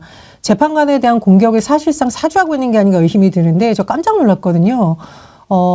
일부 헌법재판소 재판관의 집 앞에 윤석열 지지자라고 주장하는 사람들이 몰려와서 쌍욕을 퍼붓고 신변에 거의 위협을 가하는 수준의 이런 걸 하고 있다. 근데 사실 이제 국민의힘들이 여기에 가해 동조하고 있는 것 아닌가 생각이 드는데 어쨌든 시간 끌기, 재판관 공격, 그리고 또 하나가 지금 나오는 사태를 보면 저는 증인 흔들기인 것 같습니다. 지금 홍장원 전 차장에 대한 얘기, 또 곽종근 전 사령관이 무슨 회유되었다 이렇게 하는 주장, 이 세 가지 굉장히 야비한 수를 다 쓰고 있다고 생각을 하고요. 저는 이런 상상도 들더라고요.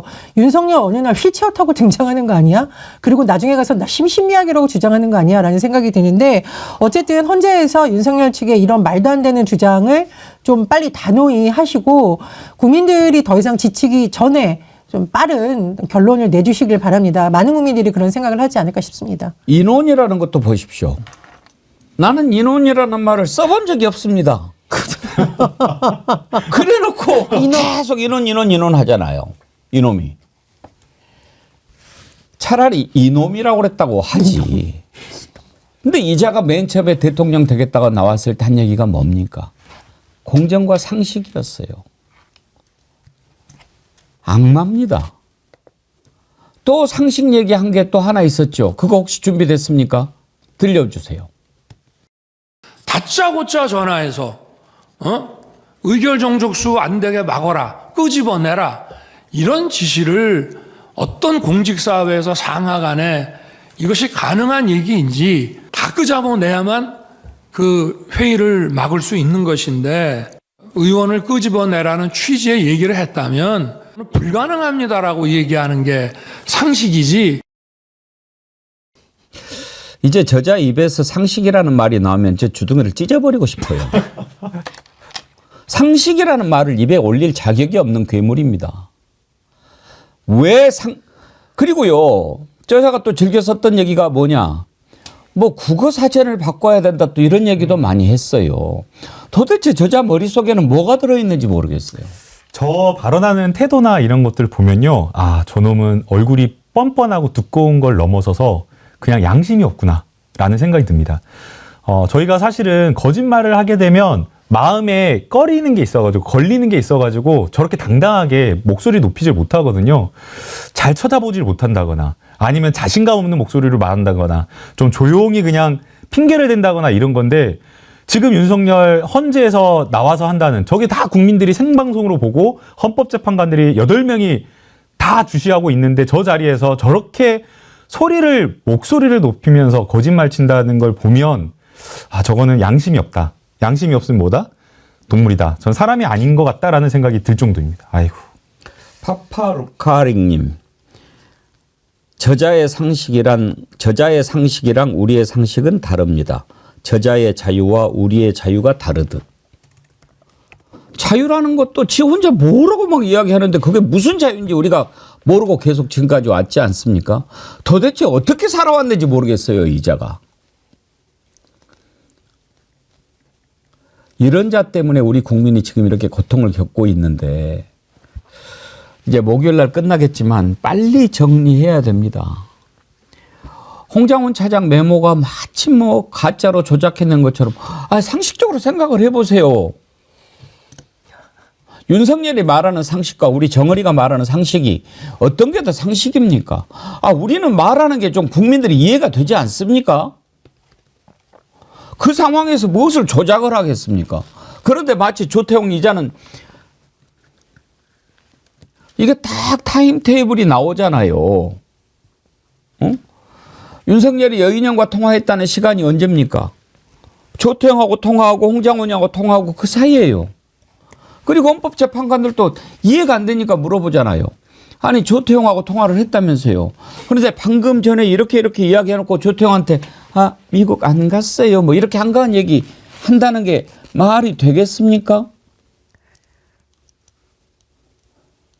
말을 안 해서 그러지 헌법재판관들은 윤석열한테 그렇게 물어보고 싶었을 거예요.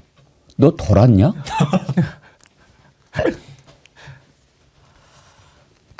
의미가 없다고 생각할 것 같아요.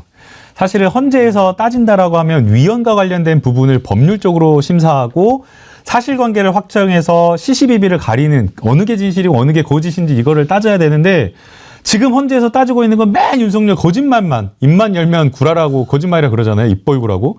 근데 지금 그 모습을 보고 있어서 헌법재판관들이 봤을 때에는 더 이상의 변론이 필요 없다. 라고 생각하고 있을 것 같습니다.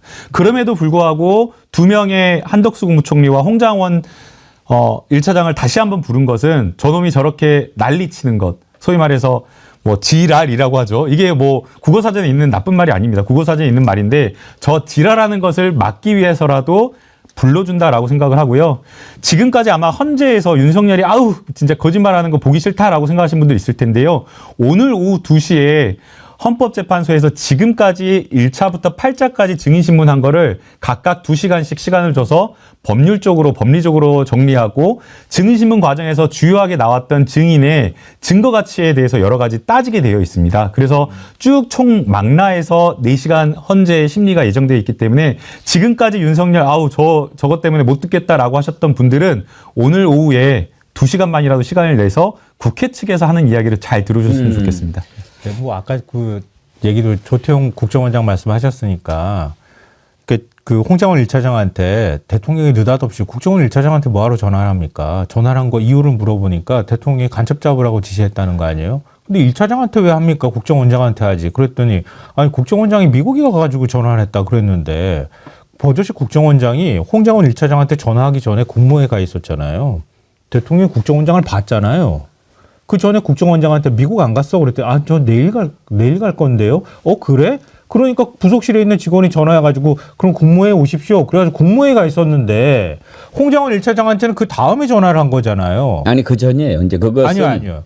홍장원 1차장한테 처음에 대기하라고 지시하고 그 다음에 이제 나중에 그러니까 그 체포명단 윤석열이 변명한 것은 홍장원 차장한테 전화를 한 것은 국무회의 전에 이따가 할 테니까 저 통신축선에 대기하고 있어라라고 얘기했을 때는 나는 이제 조태용이 미국에 가 있는 줄 알고 홍장원한테 전화했다라고 그때는 그 변명을 한 거지요. 네네. 근데 실제로 나중에 확인해 보니까 홍장원한테 먼저 전화를 했다는 겁니다. 그래서 미국에 가 있지 않다는 사실을 알았는데 알고 난 다음에 그 다음에 전화했다는 무슨 거예요. 미국 같은 소리야. 그러니까 윤석열이 정말 사악한 게 그런 거라니까요. 제가 몇 번 말씀드리는데 이자가 검사 생활을 하면서 그런 것만 배웠던 것 같은데 우리가 흔히 그 법정이나 이런 데서 이 사람 말이 진실인가 아닌가를 판단할 때 생각하는 기준이 직접 경험하지 않고는 얘기할 수 없는 부분인 거 아닌가 이렇게 판단하잖아요. 저걸 직접 경험하지 않고는 저렇게 얘기할 수 없는데 저렇게 구체적으로 상황을 묘사하면서 여기에서 이제 진실성을 가리잖아요. 이제는 그런 것에 훈련이 돼 있는 거예요.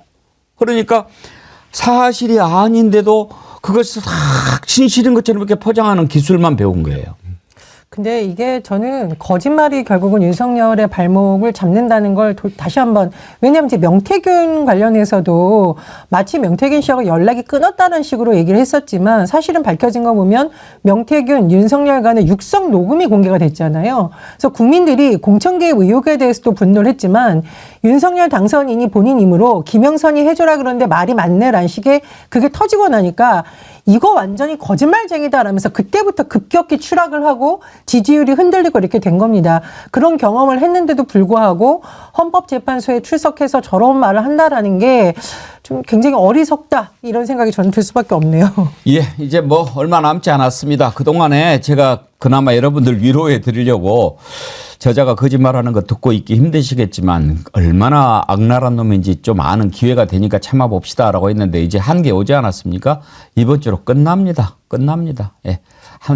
이번 주만 좀 고생하십시다.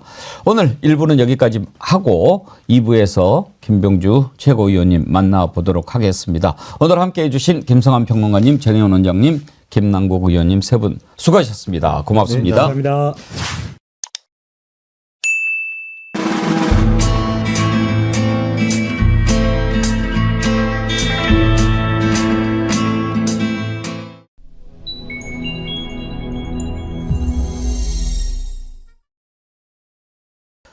이분이 안 계셨다면 내란의 전모가 밝혀질 수 있었을까요? 정말 위기의 대한민국을 구하신 분입니다. 민주당의 사성장군 출신 우리 주불리님, 김병주 최고위원님 모셨습니다. 어서 오십시오. 네, 안녕하세요. 주불리 김병주입니다.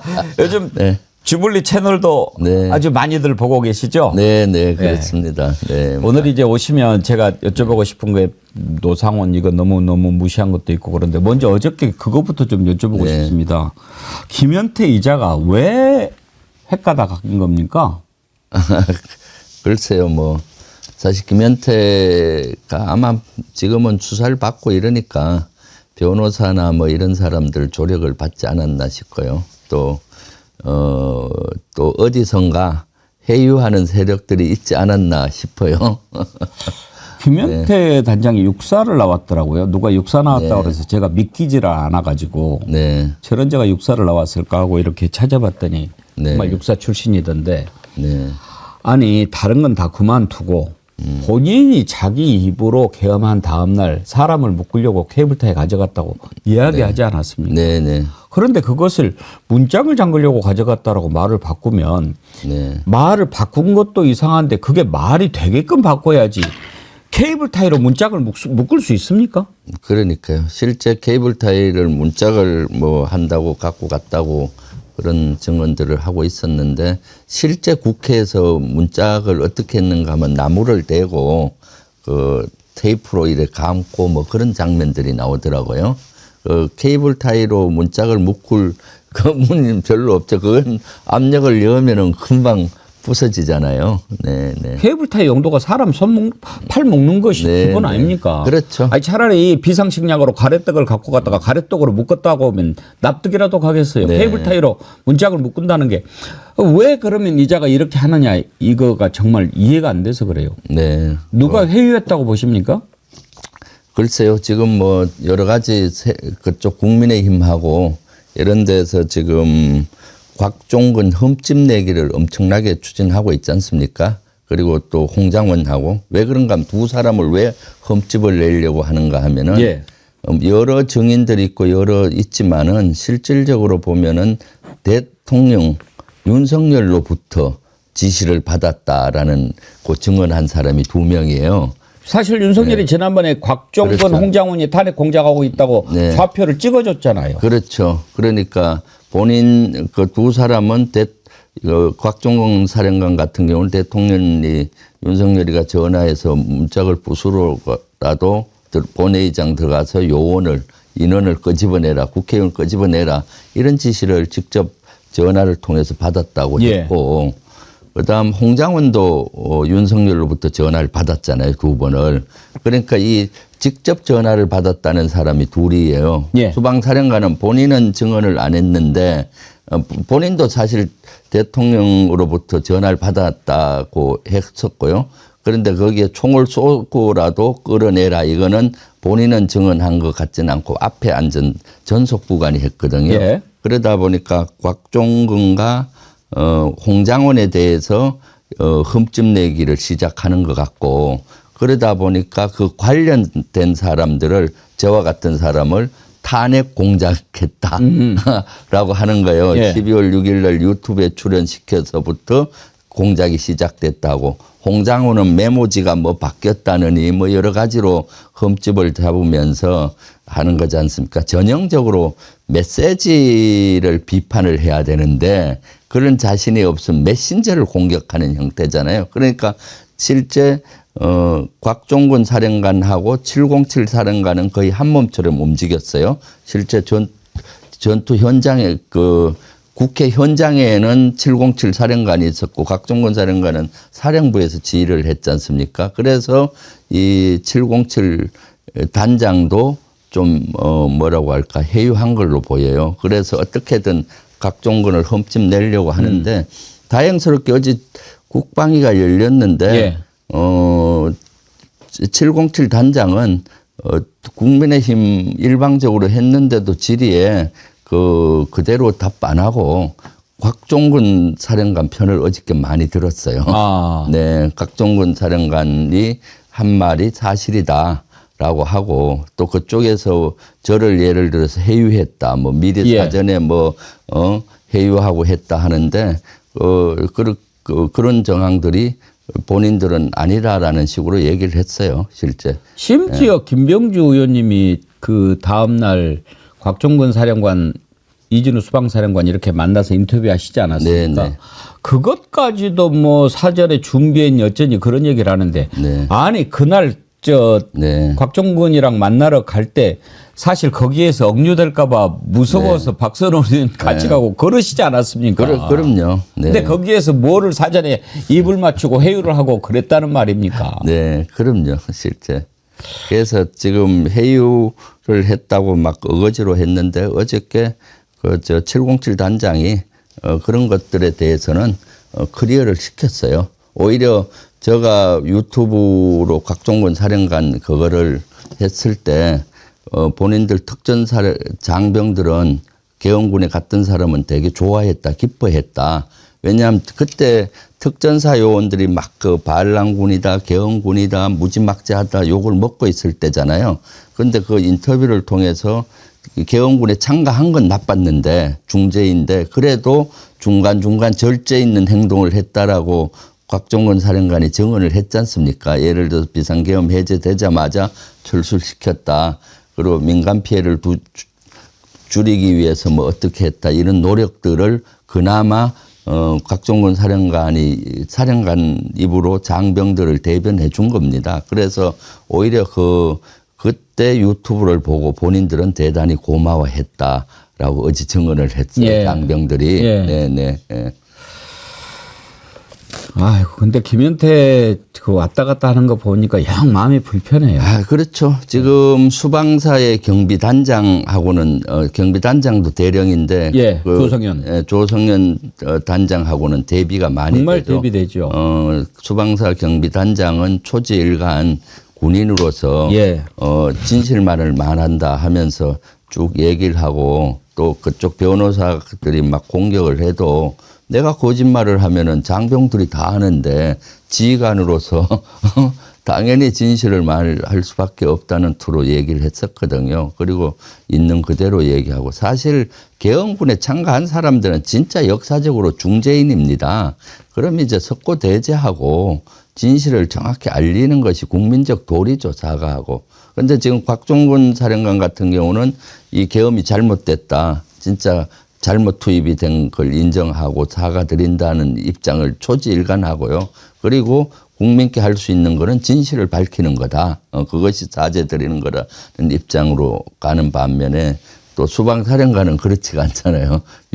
위법한 것이 아니라고 생각이 든다 뭐 하면서 또는 본인이 그 대통령 지시기 때문에 다시 해도 따른다 뭐 이런 예. 식으로 지금 답변을 두 사람이 대비되고 또 밑에서는 707 단장 대령인데 그 친구하고 수방사 경비 단장하고 좀 대비가 되고 있죠. 요즘에 우리 국민들이 보면은요, 박정훈 대령 때부터 해가지고 그런 군인들이 있는가 하면 또 김용현 같은 자 뭐 이런 자들을 보지 않습니까? 네. 평생을 군문에 몸담으셨던 육군 대장 출신 김병주 최고위원님께서 생각하시기에 올바른 군인 정신은 어떻게 함양이 되는 것 같습니까? 글쎄요. 올바른 사실 군인 정신이란 거는 본인의 사상과 신념이 중요하거든요. 저는 군에 있을 때 매일매일 국가 국민을 위해서는 목숨까지 바쳐야 되겠다는 각오로 일부러 다짐을 늘 하면서 하고 모든 잣대는 국민과 국가에 두는 거죠. 저의 이해관계와 상충될 때는 국가와 국민에 두는 거고 또 부대의 이익과 그 국가와 국민의 이해가 상충될 때 그것도 더 큰 국가와 국민에 두는 겁니다. 늘 저의 기준은 국가와 국민과 다른 거가 상충될 때는 그것이 최우선이다라는 생각하에 늘 하면 판단의 기준이 정확하거든요. 예. 비상계엄 같은 경우 예를 들어서 특전사나 대통령의 이해관계와 국가와 국민의 이해관계가 상충되잖아요. 윤석열은 장기 집권이라든가 자신의 정치적인 문제를 총칼로 해결하는 이해관계가 있을 수 있는데 국가와 국민은 그게 아니지 않습니까? 실제 국가가 잘 되고 그런 걸로 비상계엄을 해서는 안 된다는 건데 그럴 때는 더 큰 거를 택해야 역사의식이고 하는데 아마 그때 지금 특전사령관이나 뭐 수방사령관들은 김용현으로부터 지금 뉴스에도 나오지만 많이 가스라이팅 당해 있지 않나 하는 생각이 들고 있습니다. 수시로 뭐 예를 들어서 뭐 극우 유튜버들 보내주고 또 만날 때마다 뭐 그런 얘기를 했다라고 증언들이 나오고 있잖아요. 반국가 세력 척결을 해야 된다. 그러니까 자꾸 세뇌를 시켰던 것 같고요. 네. 그렇죠. 기준이 중요하죠. 네. 우리가 줄을 설 때도 기준이 딱 잡혀 있어야 그렇죠. 줄이 흐트러지지 않지요. 네. 예. 노상원 수첩 말이죠. 와, 이거를 보면서 이거는 그 우리가 상상으로 무슨 소설을 써도 이렇게까지 악랄하게 쓰기가 힘들지 않습니까? 네. 뭐 연평도에다가 가다가 뭐 수장을 시켜버려라, 뭐 폭발을 시켜버려라, 그다음에 뭐 잠자고 있는데 가스를 풀어라. 아니 실제로 이런 게 발견이 됐는데 김병주 최고위원님 보시기에 이자가 정말 이렇게 생각을 했을 거라고 보십니까? 아니면 조금 너무나 믿기가 힘드니까 공상이라고 보십니까? 저는 뭐 이것이 비상계엄이 해제가 안 됐으면은 현실화됐다고 봅니다. 많은 부분에서 진짜 끔찍하지 않습니까? 네. 말이 됩니까? 네, 네. 그 자칫 잘못했으면 캄보디아의 킬링필드와 같이 한국판 킬링필드가 될 뻔한 아찔한 이런 현상이죠. 노상원에 대한 인간에 대해서 이미 지난번에 정문회 때 2016년도에 노상원이가 정보사령관 할 당시 그 밑에 대령으로 HID 부대장을 했던 장군이 증언을 했어요. 너무나 노상원은 진짜로 그 엄청나게 참 뭐라고 할까 천인경로할 일들을 하는 작자다. 그렇기 때문에 본인은 노트에 있는 것, 노상원이 노트에 있는 것이 그대로 됐을 확률이 많고 그렇게 충분히 할 인물이다라고 증언도 했었고요. 또 여러 가지 정황들을 보면은 이미 그 노트 속에 있는 것들이 현실화됐던 것도 있잖아요. 예를 들면 거기에 보면은 뭐 배 타고 가다가 폭파시킨다느니 뭐 잠자리에다 폭발물을 설치하고 폭파한다느니 뭐 사살인이 나오잖아요. 노상원이가 김봉규라고 대령, 정보사 김봉규 대령을 통해서 정대령하고 김봉규를 통해서 40명 가까운 인원들을 모집을 했잖아요. 강릉인가 속초에서 HID 요원하고 공작 요원 40명을 모아라고 했었는데 그때 보니까 10월 초 중순경에 그와 연관이 될 걸로 보이는데 7명에서 8명 정도 사격가 폭파자라는 인원을 뽑으라고 한 거예요. 폭파자. 예. 그 폭파 전문가를 왜 뽑으라고 했겠습니까? 이런데 활용하려고 한 걸로 보여지는 거거든요. 그렇기 때문에 그 속에 있는 내용들은 일부 또 이루어진 것도 있고요. 사실 그리고 거기 보면 500명, 1차로 500명의 반국가 세력을 수거한다고 나오잖아요. 예. 그럼 그 많은 인원을 어디에다가 억류시켜 어디다가 감금하겠습니까? 비원 벙커를 고민했잖아요. 전쟁 지도본부인. 거기는 수천 명이 들어갈 수 있는 공간이었거든요. 처음에 의문사항이 정치인 체포 14명이 나왔잖아요. 14명 하는데 왜 그 수천 명이 들어가는 지하 벙커를 생각했을까라고 하는데 그러네요. 지금 보니까 이 계획대로 했으면은 500명은 1차인 걸로 보이고 이 한 10차까지 갈 거 아니에요. D에서 D 플러스 50일까지 이것이 작전이 이루어지는 걸로 거기 나오잖아요. 50일. 그랬으면은 수만까지 또 종북 반국가 세력으로 몰아서 이렇게 제거의 대상으로 했을 것 같아요. 얼마나 많은 사람들이 영장 없이 무차별적으로 체포돼 가지고 고문당하고 그렇게 구금되고 그랬겠습니까? 네, 그럼요. 근데 차범근 감독은 왜 이름이 들어갔는지 정말 그거 많은 국민들이 놀라서 이재명 대표도 왜 들어갔냐고 물어보던데 혹시 최고위원님 짚히는 게 있으세요? 차범근 제가 기억하기로는 차범근 감독께서 탄원서에 서명한 적이 있어요. 언젠지 모르겠는데 조국이었는지 이재명 대표를 위해서인지 몰라도 아니면 박종원 해병대 그때 제가 뉴스에 탄원서에 서명을 했다라는 뉴스를 본 적이 있었거든요. 그러니까 아마 그런 것들을 가지고 탄원서에 우리 민주진영의 어떤 인사 또는 억울하게 당하는 사람들에 대한 탄원서를 쓴 걸로 제가 언론에 봤어요. 그것 때문에 그러지 않을까 싶네요. 네. 그 노상원 이렇게 보면 이제 김용현하고 매우 밀접하지 않았습니까? 계엄 실패한 뒤로도 야 상원아 이제 어떻게 하냐 뭐 이런 이야기도 했다고 하고 또 뭐 계속 지시가 이렇게 김용현 통해서 가고 그랬는데 김용현과 노상원 관계는 확실한 것 같은데 윤석열과의 관계는 어땠을 것 같습니까? 그 정도 되면은 이미 저는 그 김용현의 책사 역할을 노상원이가 했다고 봐요. 역사 속에 보면 책사가 중요하잖아요. 그러면은 이미 김용현은 그 윤석열한테 소개를 해줬을 것 같고 또 김건희한테도 소개를 해줬을 것 같아요. 그 노트에 나오는 그 엄청난 어마무시한 이런 것들이 적혀 있잖아요. 이걸 어떻게 혼자 할 수 있겠어요? 저는 김용현하고 충분한 공감대가 있는 가운데서 만들어졌을 것 같고요.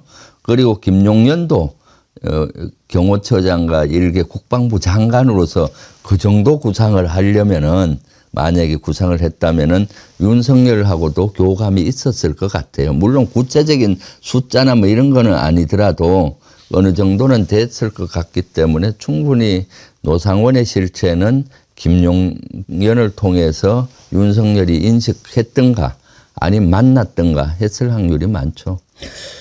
근데 노상원이 어떻게 하고 다녔길래 그 이번에 보면 대령들이 진급 좀 시켜달라고 500만 원 주고 2천만 원 주고 이렇게 뇌물을 주고 그랬을까요?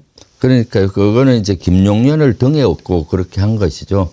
예를 들어서 처음에는 거기 수사 기록이나 여러 가지 흘러나오는 걸 봤을 때 안 믿었다 그래요. 현역 대령하고 정보촬영관이 예비역인데 사실 예비역은 현역들이 되게 거리를 두거든요. 그런데 그러니까 바로 이제 한 10분 후에 김용현 장관이 전화를 했더라는 거예요. 그래서 노상원 잘 도와주라고. 그러면 그러니까 바로 믿는 거죠. 믿죠. 바로 전화 오고 장관이 그러는데. 만날 때마다 수시로 용산에서 갔다 왔다 하면서 또 장관도 보통 장관입니까? 경호처장을 했던 그렇죠. 최측근 장관인데. 네네. 그리고 용산에 갔다 왔다 이런 얘기를 하면서 하고 또 거기에 대한 정보를 또 잘 할 거 아니에요. 이 김용현과 관련된 용산의 고급 정보를 아마 얘기하면서 이렇게 하면은 믿게 되는 거죠, 사실은. 근데 노상원 이자가 뭐 TF 아까 말씀하신 거 폭파도 잘하고 사격도 잘하고 이렇게 막 뽑고 그러면서 전라도 출신은 빼라 그랬다는 거예요. 네. 군 내에서 전라도 출신은 꼴통이야 뭐 이런 분위기가 있습니까? 뭐 그런 거는 없습니다. 사실 지금은 군은 지역색이 없거든요. 그럼에도 불구하고 이번엔 비상계엄 내란을 일으키려면은 그 중에 누구 한 명이라도 비밀이 새 나가면 안 되잖아요. 그리고 반기를 드는 사람이 되면 안 되니까 아마 노상원의 김용현의 머릿속에는 호남 사람들은 여기에 혹시나 민주당 쪽에 더 가깝다는 생각을 했을 것 같고 그러면은 그 중에서 자신들의 비밀이 새 가든가 아니면 거기에 반기를 들든가 하는 인사가 있을 확률이 있다라는 생각을 했을 것 같아요. 사실 최고위원님께 죄송한 말씀인데 이제 강원도 출신이시잖아요. 네. 좀 이제 객관적인 입장이신데 사실 전라도 출신 군인들은 사병여로 있을 때도 박정희 때는 네. 참 부당한 그 학대를 많이 받았습니다. 혹시 들어보셨는지 모르겠습니다만 더블백, 하와이 이런 이야기들을 공공연하게 했어요. 전라도 출신 사병들한테. 네, 그렇죠. 다 정말 아주 폄하하고 모욕하고 능멸하는 그런 언사들이거든요. 네. 그런 게 박정희 때는 있었어요. 왜? 김대중 때문에. 네, 그래가지고 그렇죠. 이 하와이 이 새끼들, 이 더블백 이 새끼들 이러면서 얼마나 돌렸는지 모릅니다. 네. 그랬는데 지금도 전라도는 빼 이런 얘기를 했다라고 하니까 정말 좀 거꾸로 솟더라고요. 아, 그렇죠. 그러니까 전라도 하면 거의 다 뭐 민주당 쪽 사람으로 군인은 중립을 유지하고 있는데 그런 생각을 하는 것은 아주 그 옛날 과거에 사로잡혀 있는 경우죠. 요새는 뭐 그런 거는 저는 없다고 봐요. 오히려 예비역 분들 중에 저를 많이 공격하잖아요. 예. 그 중에 전라도 출신 분들도 있어요? 엄청나게 많아요. 아이고 참 언제까지. 지금 이제 국가인권위원회 참 걱정입니다. 그러니까 윤석열이 이제 다 그렇게 구성을 해놓고 이제 그 덕을 보려고 하는 건데 이제 윤석열에 대해서 말도 안 되는 결론을 내리지 않았습니까? 그러니까 이제 또 김용현 또 몇몇 여인형까지 막 긴급 구제 신청을 하고 그러는데 곽종근 사령관도 이름이 들어있어서 깜짝 놀랐는데 보니까 김용현이가 곽종근 허락도 안 받고 같이 신청을 했다고 그러네요. 네. 아, 그래요? 예. 오늘 기사가 나왔어요. 처음에 보니까 김용현, 곽종근, 이진우, 여인영 뭐 이렇게 신청을 한 거예요. 긴급구제 신청을. 곽종근 사령관은 뭐지? 그랬는데 곽종근 사령관 입장을 밝혔어요. 나는 신청도 안 했는데 김용현 측에서 해버렸다는 거예요. 오늘 제가 소위원회, 법률소위원회 계속 하다가 와서 그 뉴스는 못 봤는데 아침에 보니까 인권위가 지금 계엄군에 참석한 군인들 뭐 구제를 위한 군인권위원회를 연다고 택도 안 되는 소리로 나오던데 사실 인권위원회가 윤석열 방어권에 대해서 의결을 했잖아요. 그건 너무 잘못된 거죠. 제가 인권위가 운영이 소관 부서입니다. 제가 운영위 위원이기도 한데 그래서 저는 인권위에 대해서 너무 잘 알고 있습니다. 인권위의 존재 목적은 민주주의를 지키는 거고 그다음 인권을 지키는 겁니다. 민주주의 인권인데 실제 12.3 비상계엄 내란 때처럼 민주주의가 무너지고 계엄군의 총칼 아래 우리 대한민국 국민들의 인권이 말살될 때가 없었을 겁니다. 이거 최악의 경우잖아요. 그럼 인권위원회에서 이걸 뭔가 성명서를 내고 민주주의를 회복하기 위해서 비상계엄 중지하라 또는 뭐 인권 이런 걸 내야 되는데 그때 운영해서 인권위원장하고 김용원 상임위원을 불러서 했더니 그날 뭐 했냐 했더니 집에서 TV 보고 좀 있다가 그냥 잤대요. 인권위원장이란 분이 또 상임위원장도 그날 집에서 TV 보고 그냥 좀 있다가 또 잤다는 거예요. 법제처장이라는 자 누구죠? 박완규인가? 네네. 이자도 마찬가지고요. 이자도 졌다고 그러잖아요. 네, 그 네. 난리가 났는데. 네, 그때 제가 질의를 법제처장도 해서 혼을 내줬죠.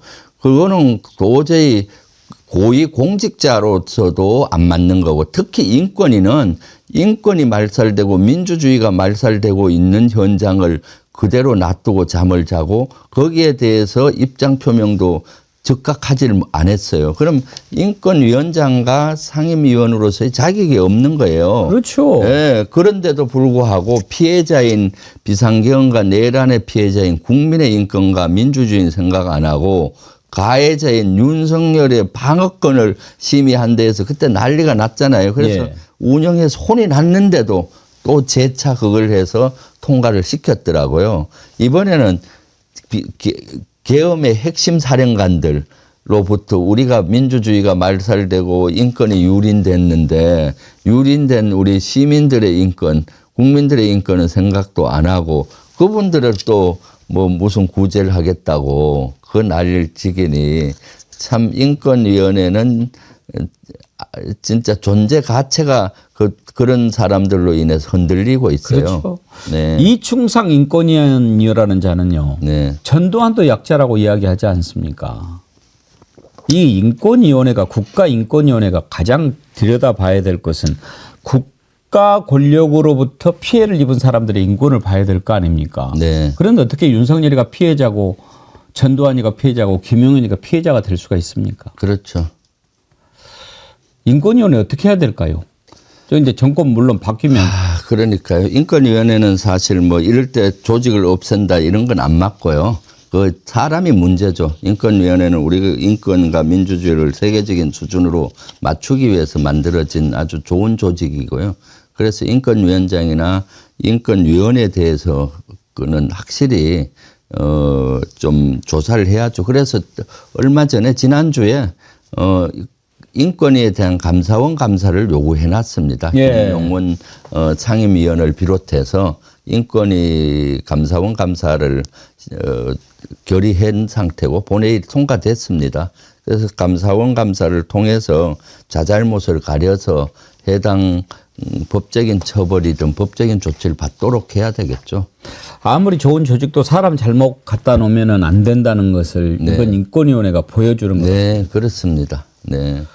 근데요, 이제 지금 막바지를 향해서 가고 있는데 국민의힘이 저렇게 말도 안 되는 짓을 해대고 국가인권위원회도 그러고 지금 외국 좀비들 설치되고 막 이러니까 이제 걱정되는 것이 윤석열 파면 이후에 어떻게 될까 하는 것 걱정 아닙니까? 그게 큰 걱정이죠. 심지어 네. 지금 광주까지 저자들이 내려가 가지고 충돌을 유도하고 이렇게 하고 있는데 이거는 어떻게 풀어내야 될까요? 광주 가서 그것도 동원을 해서 예. 계엄 관련해서 또 윤석열 탄핵 반대 집회를 했지 않습니까? 광주 금남로가 어떤 데입니까? 1980년 5.17 비상계엄이 전국으로 확대되면서 5.18 민주화 항쟁했을 때 수천 명의 사상자가 났잖아요. 다치신 분까지. 그 희생자들. 계엄으로 인해서, 계엄군으로 인해서 그 희생자가 났고 그 아픔은 아직도 아물지 않았거든요. 아직도 진행되는데 거기 가서 계엄군을 동원을 해서 총칼로 국회를 무력화시키고 국민을 억압하려고 했던 윤석열 탄핵을 반대한다는 집회를 열었다는 것은 실제 우리 그 광주 우리 민주화 항쟁 희생자분들을 2번 죽이는 거고요. 또 민주주의와 헌법 수호에 대한 그런 것들의 그를 역행하는 그런 처사인 거죠. 사실은. 그리고 거기에서 뭐 몇만이 모였다고 하는데 대다수가 봤을 때 광주 시민이라기보다는 동원된 사람으로 그럼요. 보이잖아요. 네. 그러면서 마치 광주 시민들이 이렇게 탄핵을 반대하고 있다라고 보여주기 위한 이런 걸 행태를 하고 있는데 이러한 국민의힘이나 극우들의 행태들, 극단론자들의 행태들이 참으로 걱정입니다. 그리고 지금은 또 공격 목표를 헌법재판소와 예. 헌법재판관을 향하고 있잖아요. 그러면 헌법재판소나 헌법재판관은 최고의 우리 법치의 상징인데 지금 그쪽으로 공격 방향을 정해서 공격을 하고 있으니 참 법치가 무너지는 소리가 들리고 있는 거죠. 그래서 윤석열 파면이 되고 난 이후에도 그걸 불복을 한다든가 뭐 등등 해서 후유증이 상당히 클 거로 보입니다. 그러니까 이러한 후유증을 빨리 잠재우려면은 최상목 권한대행 제대로 해야 되는데 그쪽도 뭐 윤석열과 한 몸처럼 움직이고 있고 하니까 너무나 큰 걱정이죠. 다른 사람도 아니고 법관 출신이라는 김기현, 나경원 이런 사람들이 막 헌법재판소를 부정하고 공격하고 이러니까 네. 국민들이 그래도 판사 출신이 저렇게 이야기하는 거 아니야 이렇게 따르는 사람들은 그런 생각하지 않겠습니까? 네, 그럼요. 이거야말로 선동 아닙니까? 그렇게 봐야 되겠죠. 실제 법을 잘 아는 사람들이 오히려 더 한 것 같아요. 예. 지금 국민의힘 비상기획위원장 권영세 같은 경우도 어저께 보십시오. 계엄은 반대하는데 다시 계엄 돌아가서 계엄 해제 시점에 국회에 있었다면 자기는 반대한다. 그런 걸 개 풀 뜯어먹는 소리라고 그럽니다. 술 먹고 음주운전했는데 술은 먹었는데 음주운전은 아니다. 스택고이는 어떻게 그런 얘기를 그분도 말입니까? 법에 대해서 막걸리니까. 잘 아는 분이잖아요. 그런데 어떻게 그런 걸 하며 나경원이나 이런 다 법을 잘 아시는 분이 헌법재판소에 가서 그 난리를 치고 헌법재판관들을 공격하고 또 잘못됐다고 하고 그러니까 일부 또 극단론자들이 지금 헌법재판관 집 앞에 가서도 시위를 한다는 거 아니겠습니까? 참 이거 너무나 참 걱정스럽습니다. 아까 5.18 이야기하셨는데 전두환이는 결국 진실을 밝히지 않고 가버려가지고 발포 책임자를 밝히지 못하지 않았습니까? 네네. 그런데 지금 윤석열은 적어도 발포 명령을 내린 것은 나왔지 않습니까? 네, 그렇죠. 다행히 이제 슬기로운 우리 시민들이 막아서 네. 불행한 일이 일어나지는 않았는데 발포 명령 내린 것 자체는 이 범죄에 해당하지 않습니까? 범죄에 저도 해당된다고 보거든요. 발포 명령을 내린 거나 마찬가지니까. 살인 교사나 뭐 이런 거 되지 않습니까? 네네. 그 총을 쏘고라도 들어가서 예. 의원들을 끌어내라 뭐 이렇게 했다고 주방사령관 그 앞에 앉아있던 뭡니까 부관이 증언을 한 걸로 언론에 봤는데 수사 기록에도 그런 건 내렸다고 봐야 되겠죠. 하기야 뭐 살인보다 내란죄가 형이 더 세니까 네네. 예, 내란죄로 처벌 받으면 네. 사형 무기징역 무기금고니까요. 네, 그렇습니다. 많은 국민들이 내란죄에 관련해서는 사형 제도를 부활할 필요가 있다 이렇게 막 여론이 있거든요. 네. 혹시 어떻게 생각하십니까? 네. 사실 뭐 그것까지는 여기서 얘기하기가 좀 멀리 나가신 것 같아서 제가 민주당의 최고위원이 아니면 저희 학연을 얘기하는데 요새는 최고위원이다 보니까 그런 민심이 있다. 네. 민주당의 의견이다 이렇게 또 그냥 최고위원님께 그런 민심이 있다. 네, 제가 말씀을 드립니다. 그렇죠. 그런 목소리가 지금 많죠, 사실은. 들으시죠? 네. 국민들이 내란에 대해서는 왜 이렇게 막 그 분노가 하늘을 찌르냐면 적어도 저런 짓을 저질렀을 때는 일말에 참 그 후회하는 또는 죄송해하는 사과하는 그런 빛을 조금이라도 비쳤다면 국민들이 이렇게까지 분노하지 않을 겁니다. 근데 하는 거 보십시오. 뻔뻔하고 사악하기가 그지없지 않습니까? 조산 안창호 선생님께서 하신 얘기가 기억이 나는데 역사에서는 관용을 해서는 안 된다. 역사에서 관용을 하면 그 불행의 씨가 나중에 또 큰 국가의 하근을 갖고 온다는 거죠. 특히 이번에 비상계엄 내란과 관련돼서는 여기에서 관용을 베풀어 버리면은 나중에 이 씨가 또 제2, 제3의 비상계엄이 독재자가 나타날 수가 있는 거거든요. 그래서 저는 이번에는 진짜로 제대로 된 진상조사를 해서 일벌백계를 해야 되고 거기에 대한 처벌도 아주 강해야 된다. 사실 이번에 비상계엄 내란도 과거의 불행의 씨가 커서 독보성 됐다고 봐요. 사실 5.16 쿠데타 성공하다 보니까 처벌받은 사람은 없습니다. 그러니까 한 상을 가질 수가 있잖아요. 그리고 12.12 구테타, 성공한 구테타였어요.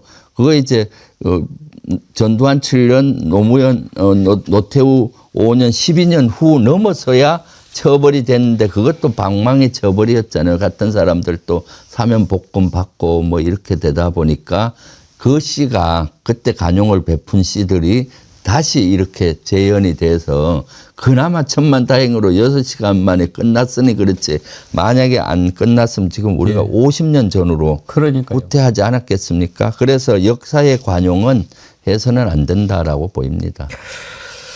최고위원님께서는 윤석열 파면 선고 언제쯤으로 예상하십니까? 그러니까 이번 주에 8일이 이번 주가 그 화요일하고 목요일 9차 10차 변론이잖아요. 예. 그래서 아마 이번 목요일에 최후 변론이 될 수가 있는데 한 번 더 기회는 줄 가능성도 있거든요. 예, 이제 증인이 그때 나오니까요. 예, 다음 주 화요일 정도. 예. 그렇게 된다 그러면은 최후 변론하고 예, 최후 변론하고 10일에서 14일 정도 예상 10일에서 안에 14일. 예, 된다고 법률 전문가들이 많이 얘기를 하고 있더라고요. 예. 그러면은 이제 3월 중순 이내 초에서 3월 중순 사이쯤이 되지 않을까 싶습니다. 네. 3월 10일에서 14일. 네. 그때쯤 이제 파면 선고가 이루어지는데 그것 좀 여쭤보겠습니다. 이제 정리할 것들이 많지 않습니까? 네, 네. 일단 윤석열 파면이 가장 큰 문제인데요. 윤석열 파면이 이루어지고 난 뒤에 곧바로 이제 대선 전국으로 들어가는 상황이 되니까 많이 남아있는 숙제들을 잘 못 풀고 넘어갈 수도 있다는 생각이 들거든요. 네. 이 와중에도 정신 똑바로 차리고 가릴 건 가리고 밝힐 건 밝혀야 되지 않겠습니까? 네, 네. 그 대비는 하고 계십니까? 네, 네. 지금 열심히 일단은 하려고 하고 뭐부터 있죠. 해야 된다고 생각하십니까? 일단은 밝힐 것부터 밝혀야죠. 예. 진단을 정확히 해야 되지 않습니까? 그러니까 그 수사나 이런 걸 통해서 진상조사를 정확히 해야 된다. 예. 진상조사는 지금 특검에서 청문회에서도 하고 있고 헌재에서도 하는 거고 사법기관에서도 하고 또 군 자체 내에서 지금 안 하고 있는데 해야 된다고 봅니다.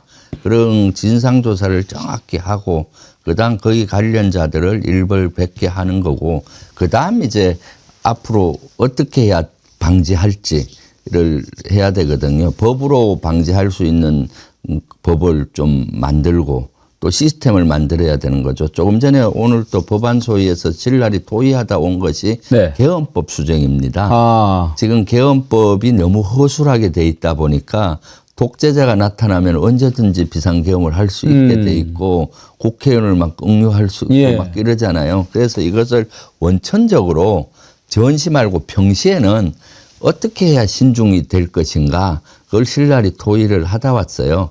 그래서 사실 이것이 헌법과 충돌되는 면이 좀 있어요. 저는 사전 국회 승인을 받아야 되겠다라고 생각해 보니 이게 헌법과 충돌이 돼요. 그러면 이제 그거 말고 그 별도의 계엄의 조항을 넣으면 되거든요. 국회와 국회 활동을 보장해야 된다. 뭐 이런 사항은 헌법에도 위배가 안 되는 거군요. 절대 국회 내에는 경찰이나 군이 들어와서는 안 된다. 들어올 경우는 국회의장 승인이 필요하다. 뭐 이런 조항들로 보강을 해서 쉽게 이런 것들이 비상계엄을 할 수 없게 만드는 제도적인 장치 이런 것도 필요하죠. 예. 네. 알겠습니다. 끝으로 이제 24일인가 이재명 대표가 김부겸 전 총리 회동한다고 네. 속보가 떴더라고요. 지난번에 김경수 전 지사도 만나고 이렇게 이제 그동안에 조금 이제 거리가 좀 있었던 사람들 다 이렇게 좀 만나서 포용하고 뭐 그러는 모습을 보이고 있는데 민주당 최고위원님 보시기에 잘 다 아우러질 거라고 기대하십니까? 네, 저는 뭐 다 아우러질 거라고 봅니다. 왜냐하면은 지금 이재명 대표의 리더십이 원체 확고하지 않습니까? 우리 민주당 당원들의 지지가 절대적이고요. 또 그다음 이재명 대표 리더십이 지금 실제 통합하고 이런 리더십을 발휘하고 계시기 때문에 언론에서 밖에서 보수들이 비판하는 비명계, 사실 비명계는 없는데 의견이 조금 다른 것 뿐인데 그런 분들도 아울러서 지금 얘기를 많이 듣고 포용하고 계시기 때문에 충분할 거라고 저는 보고 있습니다. 그래서 지금은 총구를 내부로 돌릴 게 아니라 어떻게든 윤석열 파면과 내란 세력을 발본색원하는 여기에 집중해야 되죠. 그리고 나서는 새로운 대한민국 건설을 위해서 뛰어야 되지 않겠습니까? 네. 그 가운데 김병주 최고위원님께서 딱 버티고 계시니까 참 든든하고 좋습니다. 네, 감사합니다. 예, 고맙습니다. 오늘 여기까지 하죠? 네, 예, 고맙습니다. 감사합니다. 네.